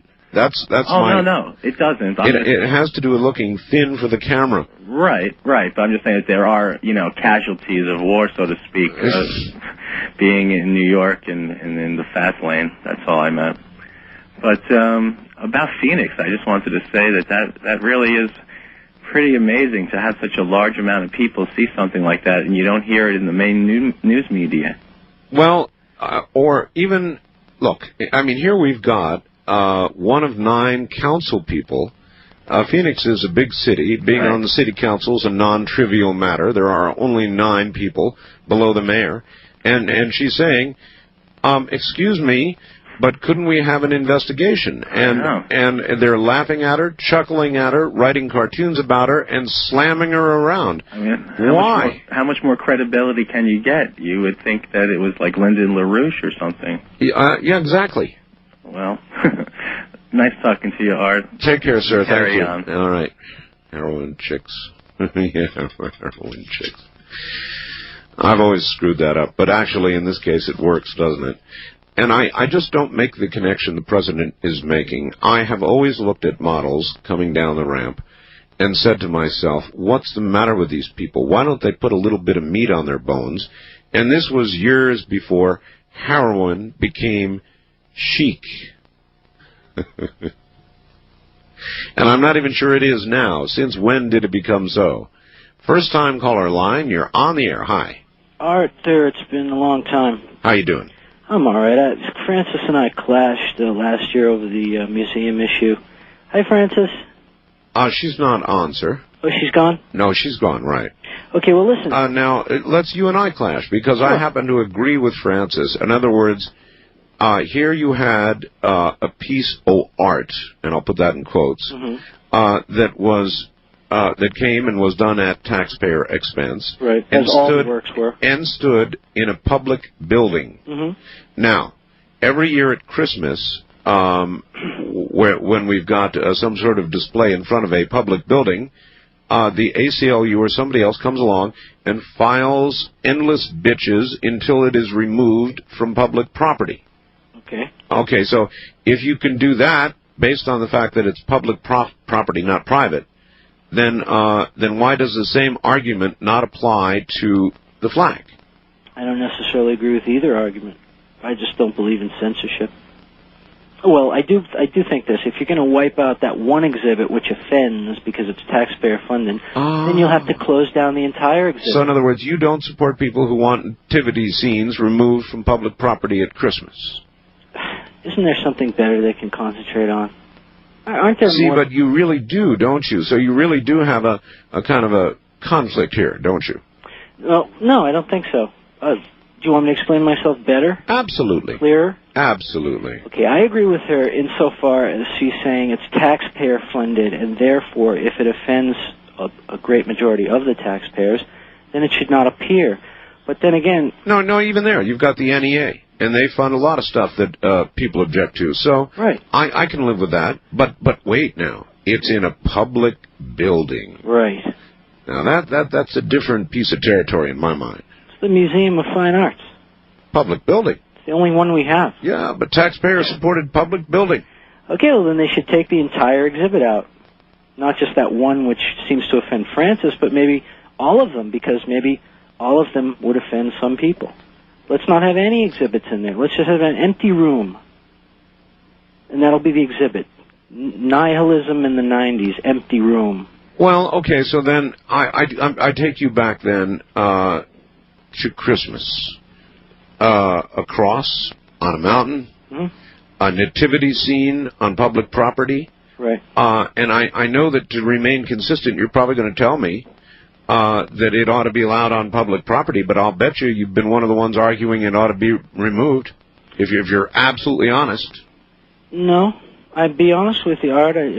Sometimes I just look at things like that and I say, it's kind of pretty. I don't have to necessarily read into it as a religious symbol. It's just a series of lights. And speaking of a series of lights... Good segue. I got to get in on that before I leave you, buddy. Yeah, sure. Because I am from Mesa, and I didn't see the actual happening, but I saw the video on my news station. Right.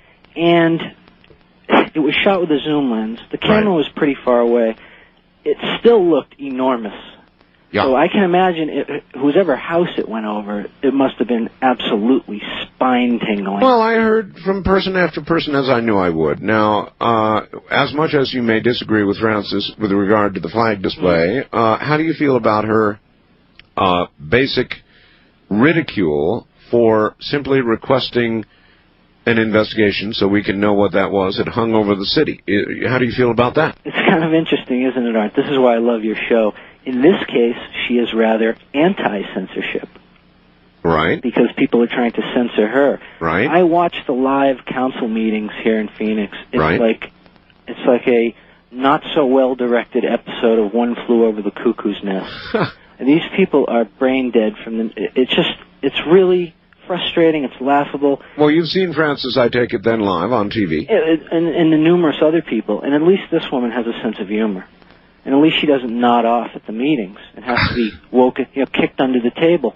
It's really incredible, Art. I mean, I love this area and everything, but hey, I saw a show, and this would interest you as well, the other night about the space shuttle. Oh, yes. And they showed actual footage along with simulated footage, and I was not aware that we have built a machine that can leave the Earth's atmosphere. And I had no idea that upon re-entering the Earth's atmosphere, that is not unlike going a trip through hell.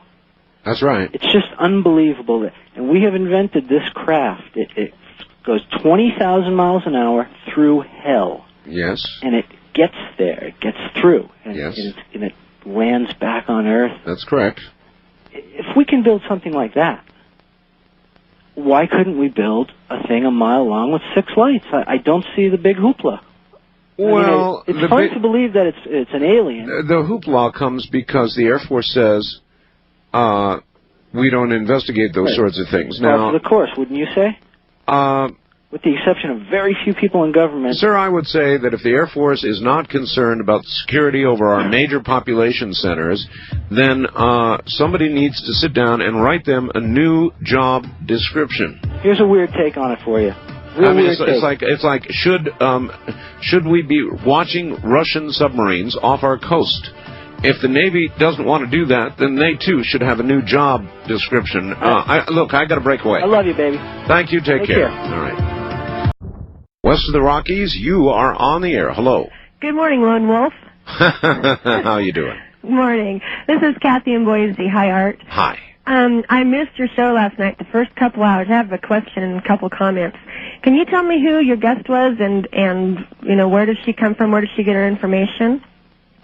She's in eastern Canada, and she acquired her own information through investigation. And I take it you know generally what the subject was. I caught an article a few days ago in a weekly paper here about cannibalism, and so I thought maybe that's what you basically were talking about. It was called. Her book is called "Food Pets Die For." Rendering, and basically it's it suggests that that pets are used as pet food. Yes. It doesn't suggest it, it charges it, and I think proves it. And so that's what it was about. You know, I don't have a pet, but if I did, I'd do the same thing I did with my son. I'd make my own baby food for that pet. Oh, would you? Because I don't, you don't trust, there's very little to trust in these days. Anyway, enough of that. I have a request. I know you're going to call the aliens soon. Do you think maybe you can open up your alien talk line before and see what the aliens want to hear? It's been a while, hasn't it? It is, and it's a lot of fun. I love your show, Art. Thank you. Okay, thanks. Take Bye-bye. care. Yeah, sure. We're going to do that again soon, too. I do that every now and then. I open up lines. Oh. That reminds me. You know what? Somebody sent me a fax a little while ago who said that Sacramento Television ran a piece about me. Now, indeed, two very nice gentlemen from Sacramento Television were here about a week ago, and were in studio, and they interviewed me. They took a lot of video of me doing the program, and they interviewed my wife. And I have no idea what my wife said.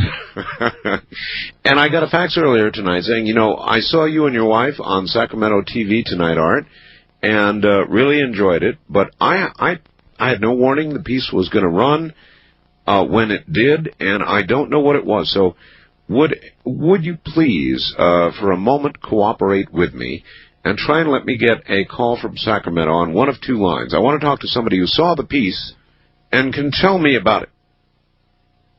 Would anybody in Sacramento be willing to do that?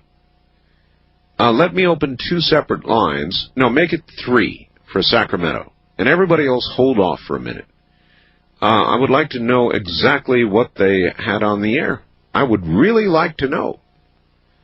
It's funny. You do these things, and then you hear they run, and you don't know what they did. Would everybody else hold off for just a couple of minutes till I get a call from Sacramento, and somebody can tell me exactly what it is they ran, if you happen to catch it in Sacramento. Again, toll free, 1-800-618-8255. West of the Rockies, oops, you would have been on the air. I see you dumped out when you realized you weren't in Sacramento. Wildcard line, you're on the air. Hi. Hi, the only thing I know about this Sacramento thing is my sister took a teddy bear, she threw the thing at me, hit me in the head, and said, "You listen to this guy." And I said, "Yes, I've been telling you about him for over a year." And that's what she did, and I don't understand it. What's wrong with that? So I'm interested to know what ran myself. Well, then that makes at least two of us.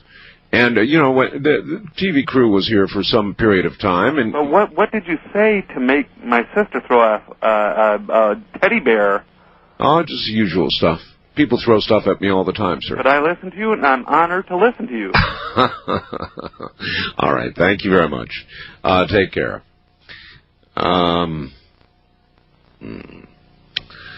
West of the Rockies, you are on the air. Good morning. Hello? Hello? Yes, I want to say that you should not be on television spreading your horrible corruption. Oh, well, look, first of all, I know who you are, and you know that I know who you are. Turn your radio off. Oh, wait, all right, hold on. Even you have got to turn off your radio. Those are the rules. And people... Well, quit bossing me around and let me get my word in edgewise. All right, let me hear what you can do edgewise. Well, first of all, I just want to say this whole thing about pet foods, it's so what? I mean, it's just meat, and if you're going to throw it in there in the stew, they're just dumb animals anyway, and especially those evil, filthy cats, they would be cannibalizing humans if they could get their tiger paws on us, if you ever see what happens in the wild, especially with that berserker tiger that killed that trainer in front of all those people. That they're filthy, vicious, devil animals, and they're perfect for you and your show, but as far as I'm concerned, they could melt them all down, and I don't really care. Did you say evil, filthy cats? That's true. That's true. That's the most disgusting thing I've heard from you yet. I mean, this really tops it all. Well, of course, they're your familiars.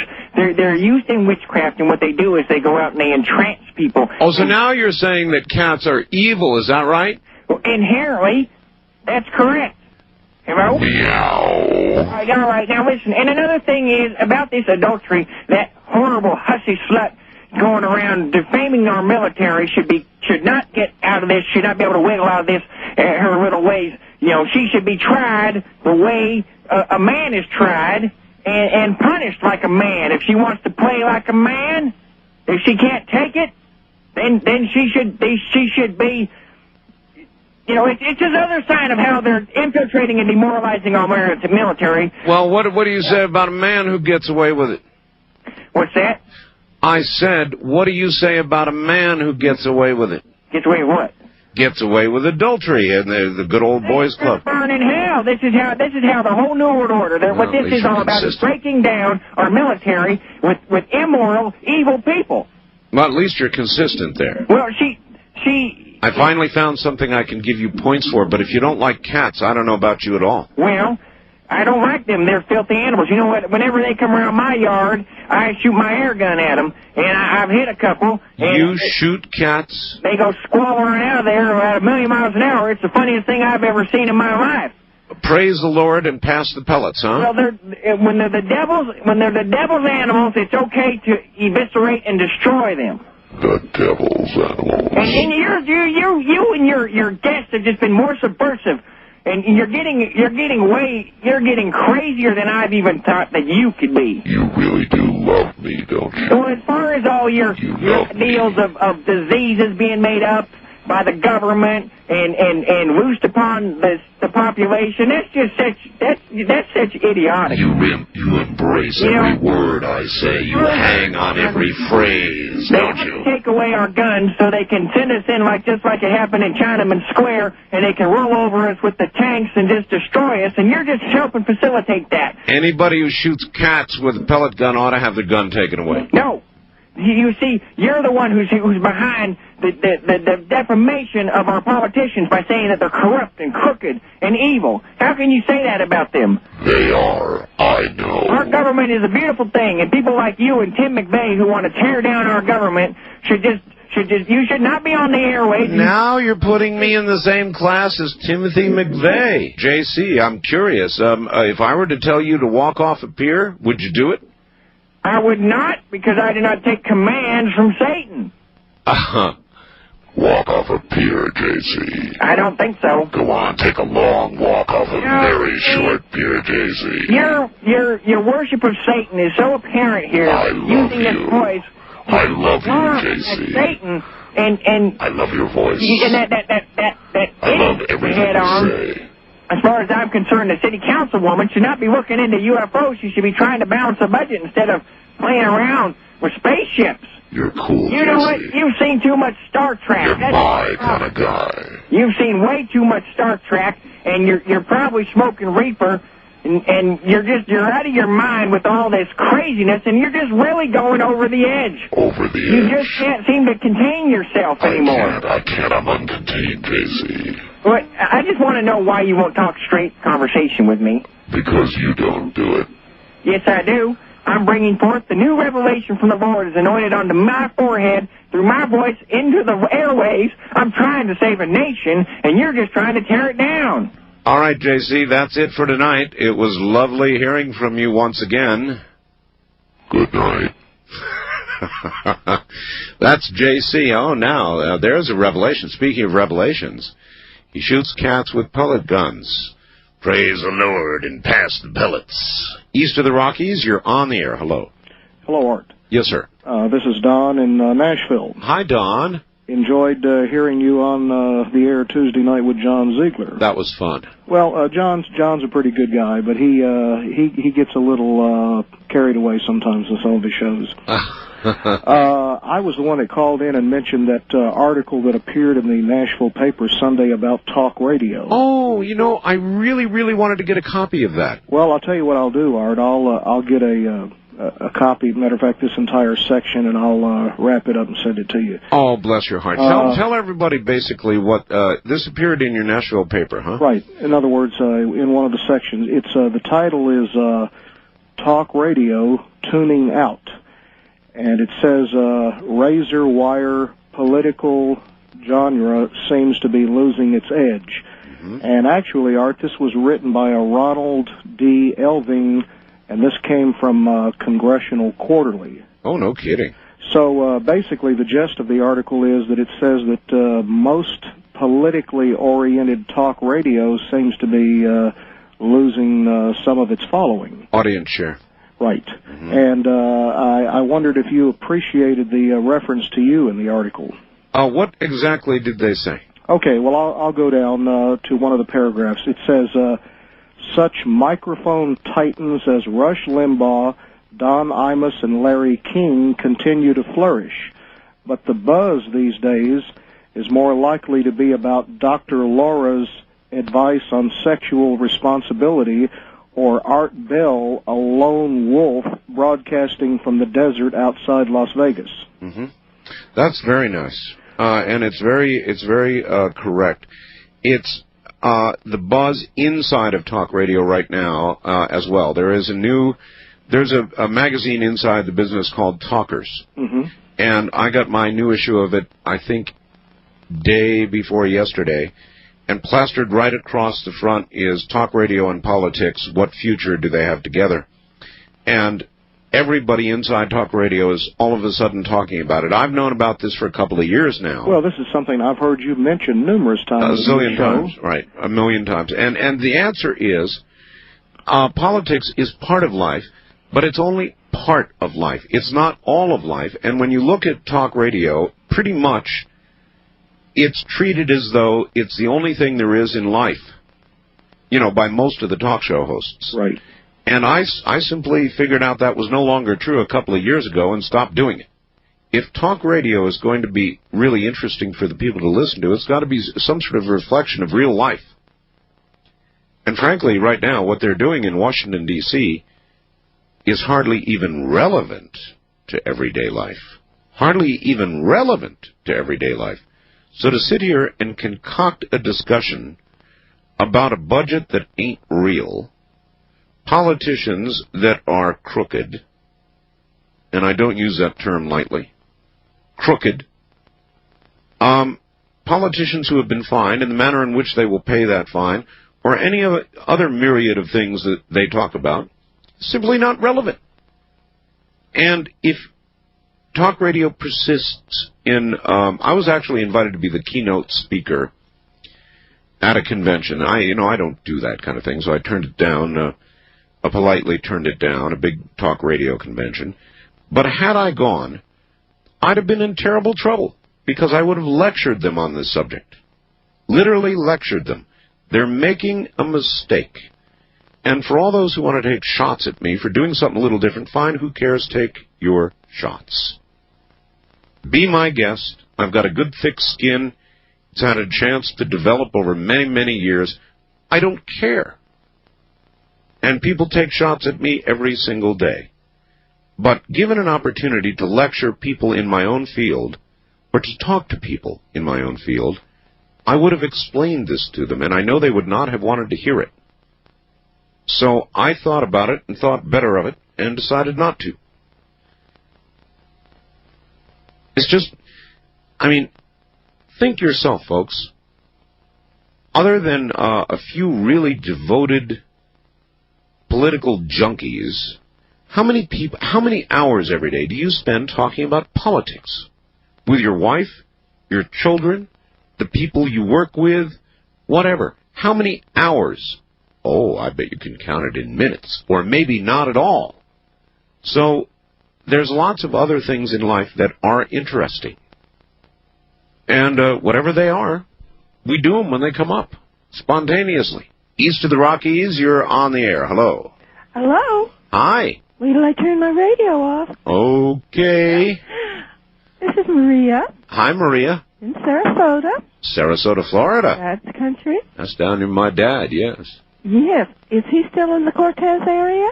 He certainly is. You should come visit. I know. Oh, he keeps telling me the same thing. We have the cultural center of the Southeast in this area. And I'm not kidding. Anyway, I had two things I wanted to tell you. I know where most of my little ones are buried. And most of your little ones? Yes. I had mostly Cocker Spaniels. Oh, those kind of little ones. Yes, I had the most beautiful one in the whole world. She was red and white, and she was gorgeous. She had 20 champions in her pedigree. But she's buried in St. Petersburg in the Happy Hunting Grounds. Uh-huh. And they have, people should know that they do have lovely pet cemeteries around. And you can put them there, and then you wouldn't have to worry about the rendering. Well, that's exactly right, and you can be sure of one thing: the next time something happens to one of my pets, I am not going to leave it with a vet. Definitely. And the other thing I wanted to tell you, Art, I belong to the Unity Church, and it's down in Venice. But we have been adopted by a kitten.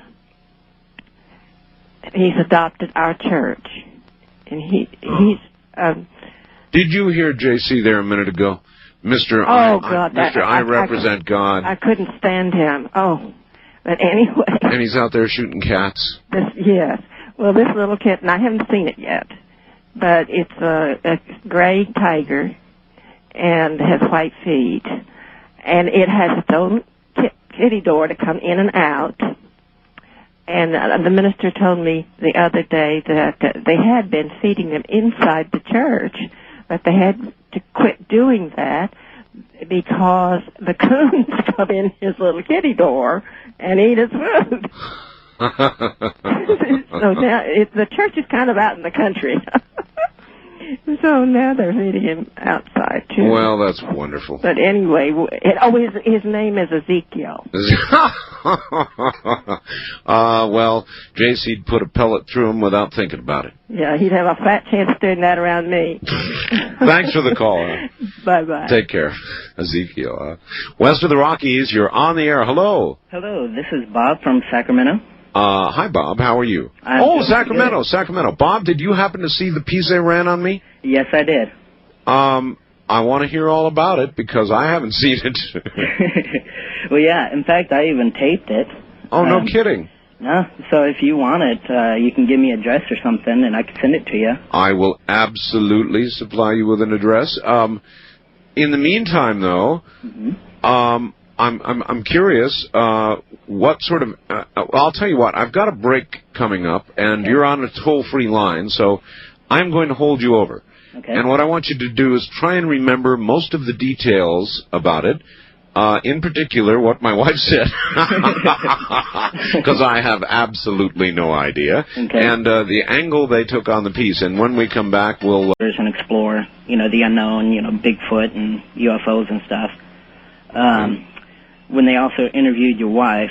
I know. See, I wasn't around for that. See, I was in here doing the program, and the guy with the camera and the producer went into the other room, and I had no idea they were doing that. So what did my wife have to say? She was just saying that she wishes that you could take a little more time off to relax a little bit, to take a break. Yeah, she tells me that all the time. And they also ran your story about your UFO. Oh, really? UFO encounter, yeah. Oh, really? Mm-hmm. And they were also showing clips from Close Encounters from the Third Kind. Really? Yeah. Wow. I thought that was kind of funny. So it was a pretty good piece then? Yeah. Yeah, it's pretty enjoyable. God, I want to see it.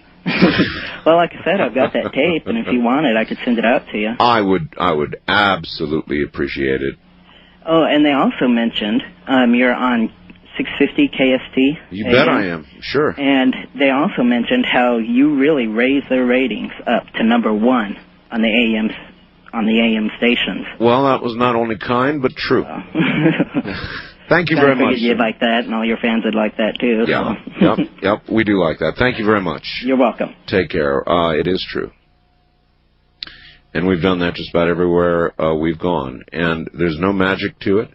It's just loose anything goes radio, and it's a little bit of a different diet than what's being served up everywhere else. And apparently that's all it takes. One of these days, the rest of the industry is going to wake up to that. I hope. All right, Wildcard Line, you are on the air. Good morning. Hello, Art. Super Dave up here in Harp Country, Alaska. Super Dave. All right. I like that name, Super Dave. Right. I just wanted to let you know that, JC was hilarious. I was rolling. That was guy, real I don't funny. know. I don't even know what to make of that guy. I vacillate between thinking, that he is just a put-on, but you know what? I really don't think he is, because I put him on the air one night for an hour. I said, JC, I'm going to have you. Oh, you remember that, do you? Oh, yeah, I was listening to it totally. So, he points the finger just a little too much. Yeah, and, he was really coming after me tonight. He knows how I feel about cats, and so that was really a low blow, I thought. The voice was hilarious. I wanted to ask you, I was watching a thing on Discovery Channel about Stealth Bomber and a few of the other planes. They were talking about how they were flying that triangle-shaped plane back in '64, and they were hiding it for that long. And they showed a picture of an old plane, that was considerably smaller than the real one. It was like the shape of a car or something, or as small as a car. And towards the end of the program, the guy was saying how they had unmanned floating platforms, and they showed this circular disc. And I couldn't believe this show, and I wasn't recording it on VCR, nothing at the time, but I have been watching to see if they would repeat it. Mm-hmm. And I was just, I was like, it's the government. A lot of these discs people are seeing in Mexico, it's not far from Area 51. I think it's the big scam. Well, it's something, sir. I don't know what, but it's definitely something. It's not nothing. There's something really going on, and I'm getting a little frustrated with the whole thing. That's why I had this very nice city council member on from Phoenix earlier. People like that are not just doing this for attention. This woman is getting clobbered. She's asking legitimate questions about a craft that hovered above a major U.S. city with 2 million people in the area for a substantial amount of time, and they're laughing at her. That kind of makes me angry. Right. It's just like this big form of denial. It's there, It's getting a little worse than that. Thank you very much for the call, but it's getting worse than denial. It's actually beginning to almost get me angry. Why do we get a response to a legitimate question? She is one of 9 people who are on the city council of Phoenix. Thousands of people, not 5, saw this. It was captured on videotape. It ran on national news. It ran in Phoenix. Blah, blah, blah. It was real. Whatever it was real. A real something. And a request for an investigation of a real something brings derisive laughter. And that makes me angry. So frankly, I hope a lot of people call her up and give her support. I really do. I hope a lot of you call her up and give her support, particularly those of you who saw it and also feel that legitimate questions should not be poo-pooed, and that people should not suffer politically simply because they ask questions. If we come to that day and age, well then...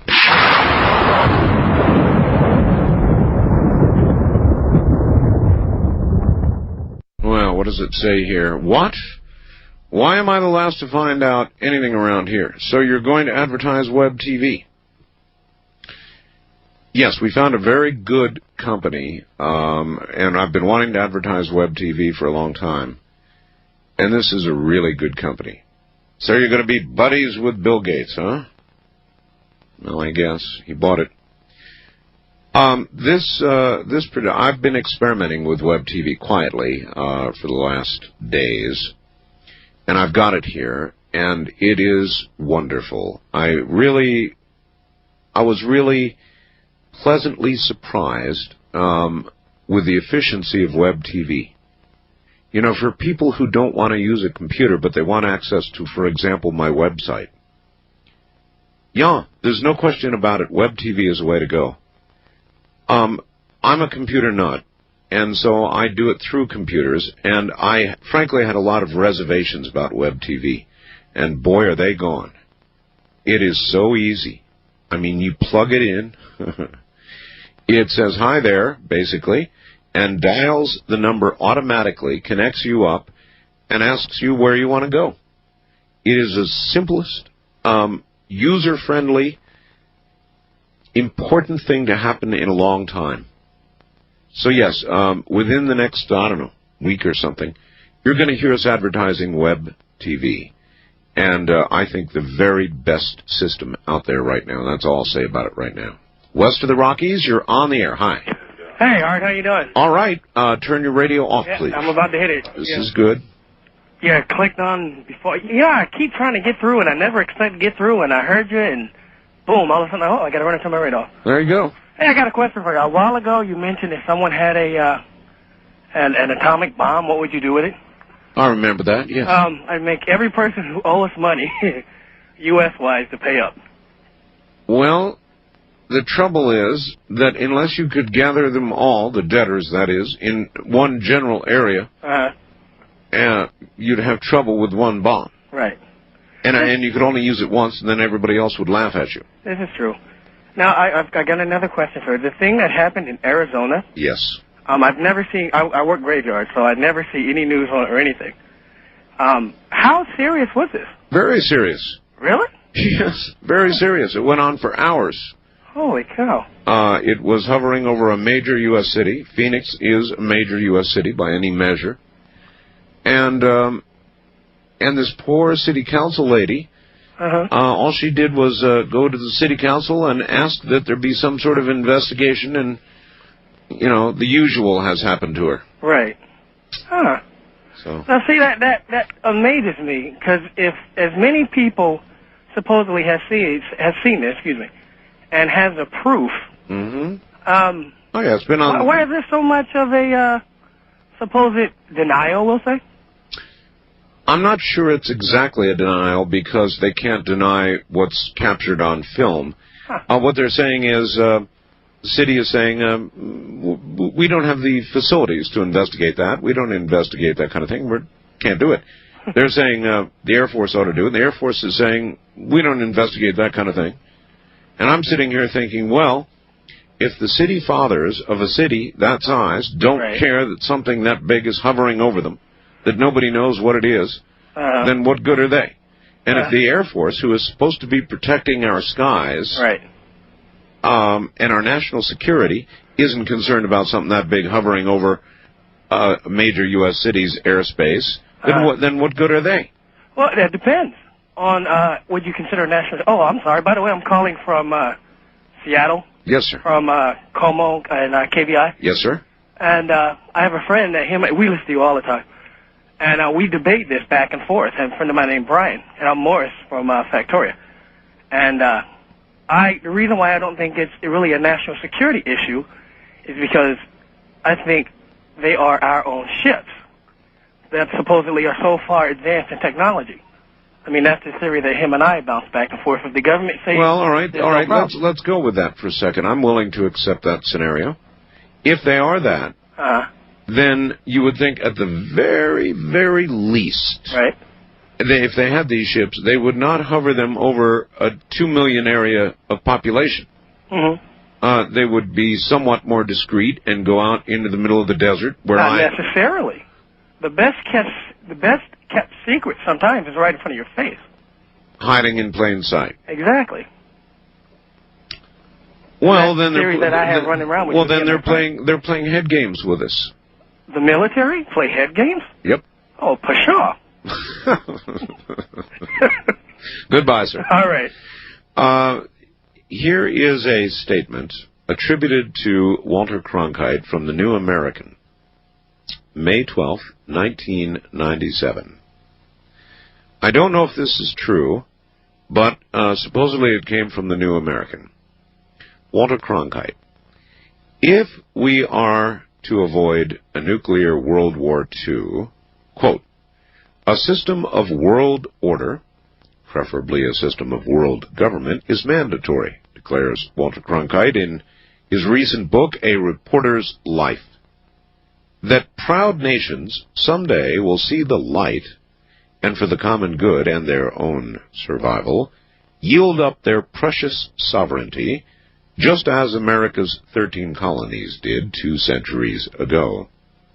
When we finally come to our senses and establish a world executive and parliament of nations, thanks to the Nuremberg precedent, we will already have in place the fundamentals for the third branch of government, the judiciary. The judiciary. Do you think Walter Cronkite really said that? He might have. West of the Rockies, you're on the air. Hello. Hello. Let me turn the radio off. Good for you.